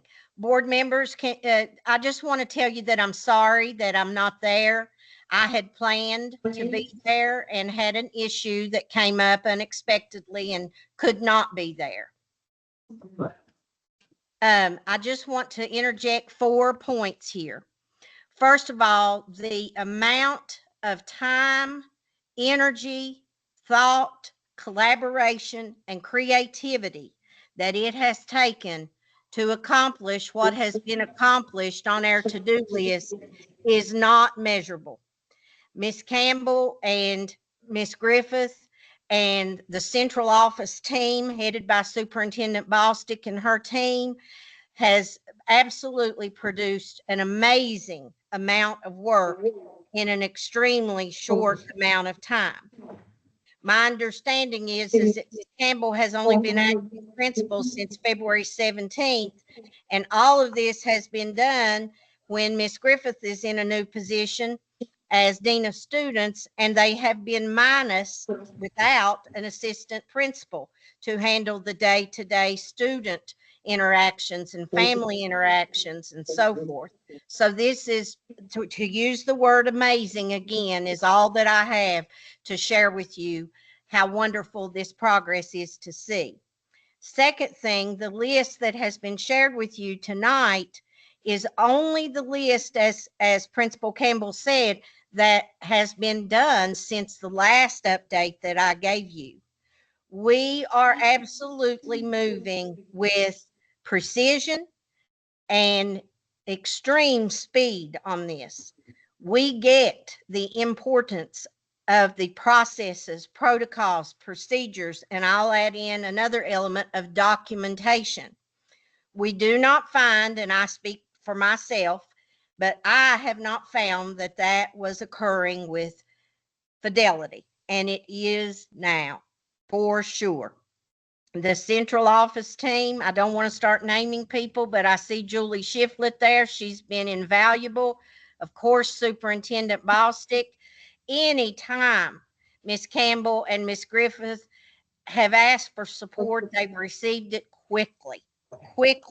And anytime that they've asked me to reach out to the Department of Ed, like Miss Griffith was alluding to, about getting help on the automatic scheduler, we get it quickly. So that collaboration is my second point there. Third, I'd like for you to know that everything that's going on at that high school is student-centered and done with collaboration with the staff. I've never, and I've seen a lot of leaders in 37 years, I've never seen a principal be as collaborative as Miss Campbell has been with the staff at Pocahontas County High School. Now, that's not to say that everybody would give 5 stars. That's not to say that everybody's happy all the time. But like Coach Nick Saban says, and I have to remind Miss Campbell of this every now and then, if you want to make everybody happy, Coach Saban says, go sell ice cream. If you want to be a leader, you've got to have tough skin, thick skin. And that is true. But she is working hard to be a collaborative yet decisive leader. And that is not easy. And then the last thing I want to say to you is, if you would know from the outside perspective that I had when I came there, and I saw the amount of work that lay before us, to now, instead of saying they, I say we, like it or not. I'm kind of sort of a Pocahontas County girl, at least for a while. And we, led by Superintendent Bostic and Christine Campbell, acting principal, have made unbelievable progress. I'm so grateful to have gotten to be a part of this and to watch this growth. Thank you for indulging me, and I wish I were there with you. Thank you. Thank you.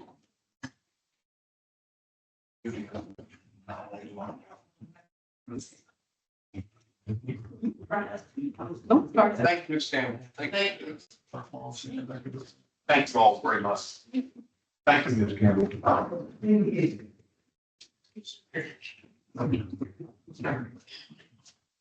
Number 6, approval of the following consent financial requirements. Payment of vendor listing, $32,214.99. Payment of local government purchasing card, $154,055.94. May the 6th, 2025.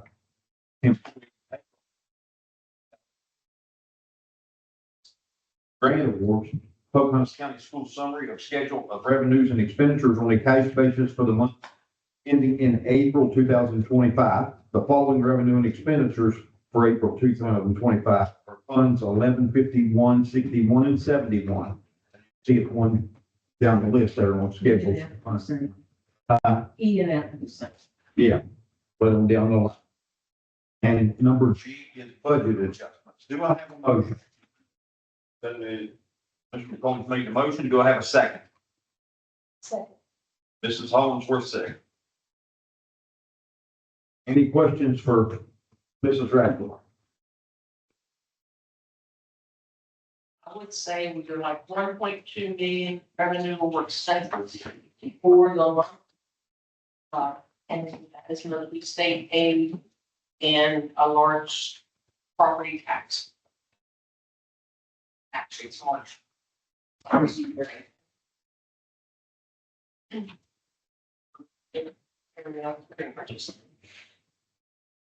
All those in favor, signify by saying aye. Item number 7 is approval of the 2025-26 budget, including child nutrition and step 7. Holmes made the motion. Do I have a second? Hollingsworth, second. Any questions about the 25-26 budget?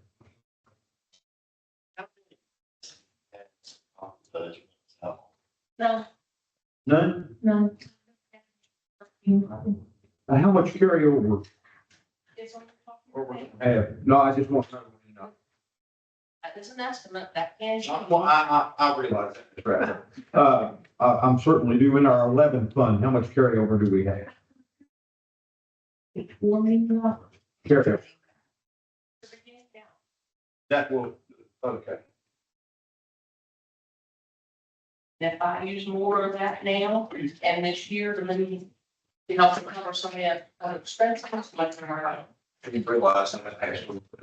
I realize we may have to, yeah, because I'm. it might not be the same all the time because you have to transfer funds, do different.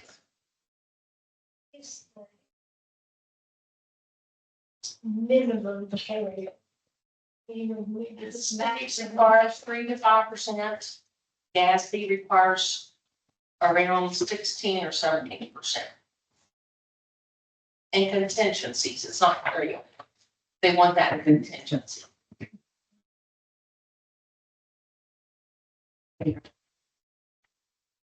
All those in favor, signify by saying aye. So that's in our grants, so that will go away. And those numbers, Well, I hear all the federal grants is about to go away. We've done with the state. it'll still be better, Yeah, but it's coming. still be the same.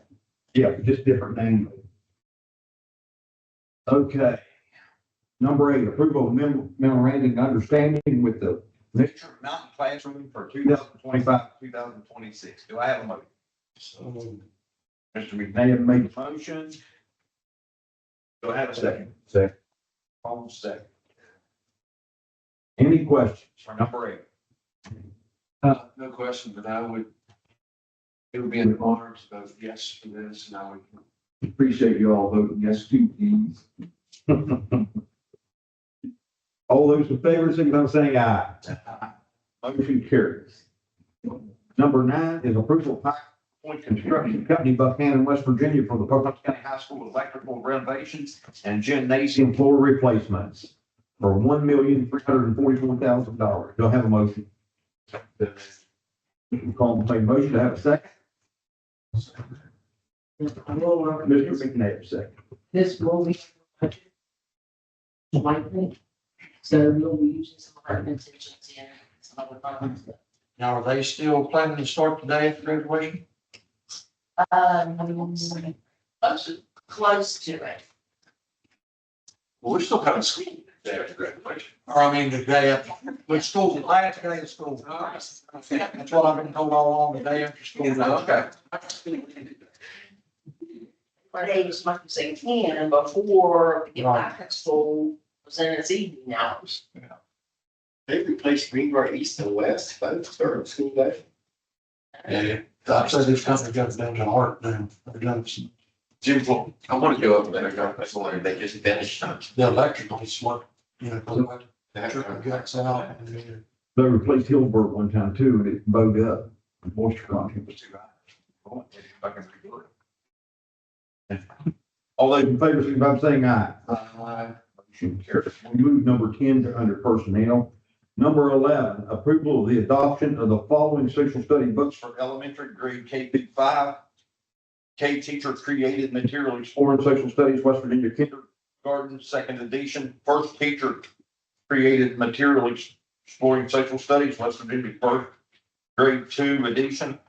Second teacher created material exposing social studies, West Virginia, second grade, second edition, and then 3, 4, and 5. I have a motion. Mr. McCombs made the motion. Do I have a second? Mrs. Hollingsworth seconded. We go over this. Any questions or about this on the books? This is the books. Hearing none, all those in favor, signify by saying aye.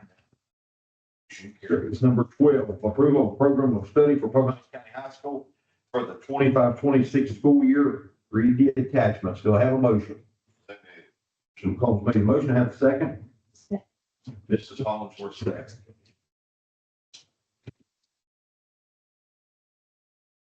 Any questions on that one? All those in favor, signify by saying aye. Number 13, approval of service and professional service. Professional personnel, do I have a motion? All in favor, motion, have a second? Second. Ms. Collinsworth, second. Green Bank Elementary Middle School request a transfer of J.D. Chestnut for kindergarten to BCAP second grade for the 25-26 school year. Employment of Tammy Cuthbertson as summer school program coordinator for the 2025 summer school.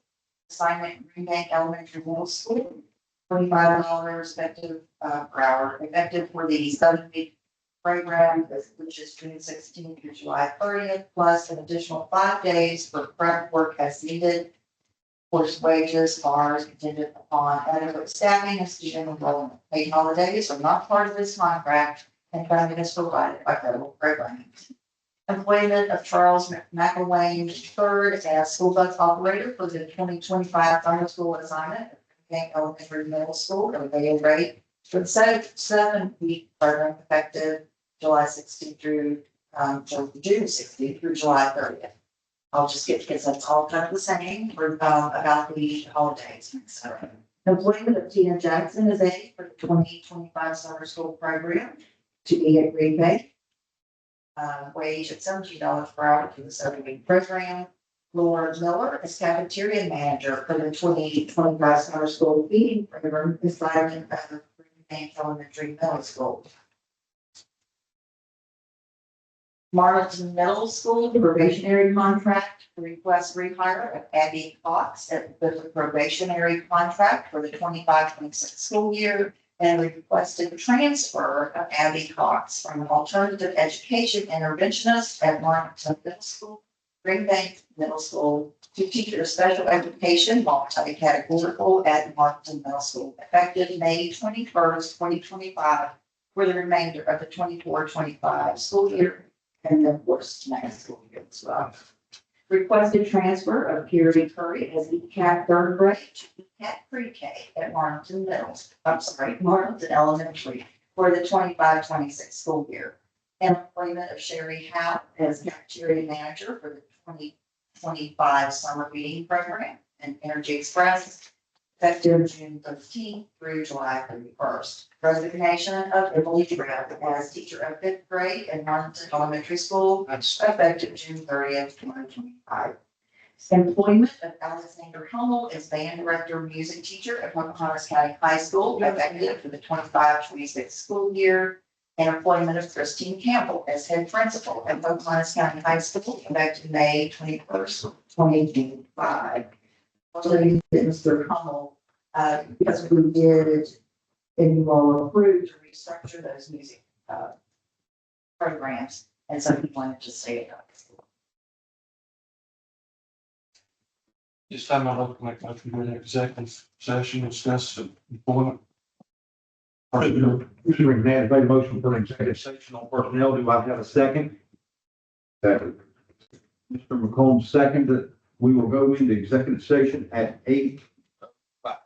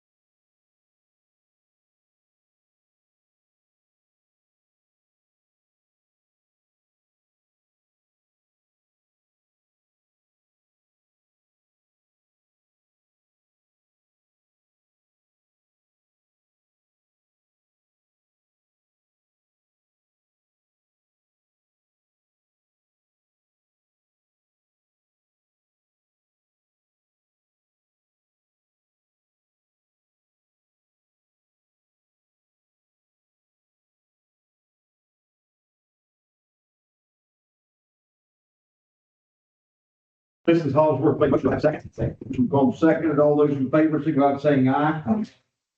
Let the record show that we come out of executive session and into regular session at 9:21. Okay.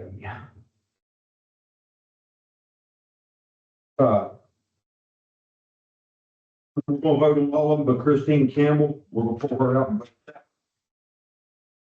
Vote on everyone but Christine. All those in favor, signify by saying aye. And now we're gonna vote on Christine Campbell as head principal of Pocahontas County High School effective May the 21st, 2025. Do I have a motion? Ms. Hollingsworth made a motion. I have a second. Call the second. All those in favor, signify by saying aye. Aye. Motion carries.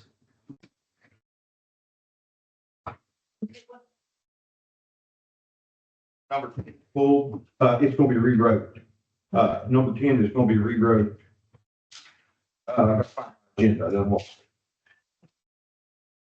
Just working on that one. We need to all have to vote, okay, we need to make a motion to vote on number 10, you're correct. Now, vote on number 10. Do I have a motion? Mr. McCombs made the motion and Mrs. Hollingsworth seconded it. And we pulled one item out of number 10 because we was moving days from 220 days to 240 days. No, we did, that, this was still the same. It's just that. Yeah, that's gotta come out, what's an agenda item is the reason we did that. So all those in favor of number 10, signify by saying aye. Motion carries. Now, that's my paperwork, I'm going to read it. Here we go. Our next Board of Education meeting include discussion on student, well, that's matters of the board. Sam. Oh, my God. I am so sick and tired of the playground thing. You know, and Ms. Boss, thank you so much for that. I am exuberantly excited about finishing the school year. We have a great schedule, great finish coming up, and, you know, I want to acknowledge staff for doing such a great job this year. And that's all I got.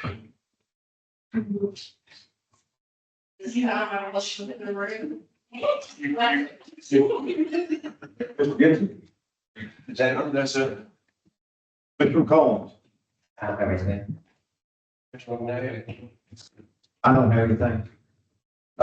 Next Board of Education meeting will be held. So, Ms. Hollingsworth, do you have anything on matters of the board? No. Okay. I meet you, but next Board of Education meeting will be held on Tuesday, June 3rd, 2025, beginning at 6 p.m. at the Board of Education conference room. Do I have a motion to adjourn? Ms. Hollingsworth made a motion. Do I have a second? Second. Second, and all those in favor, signify by saying aye. Motion carries.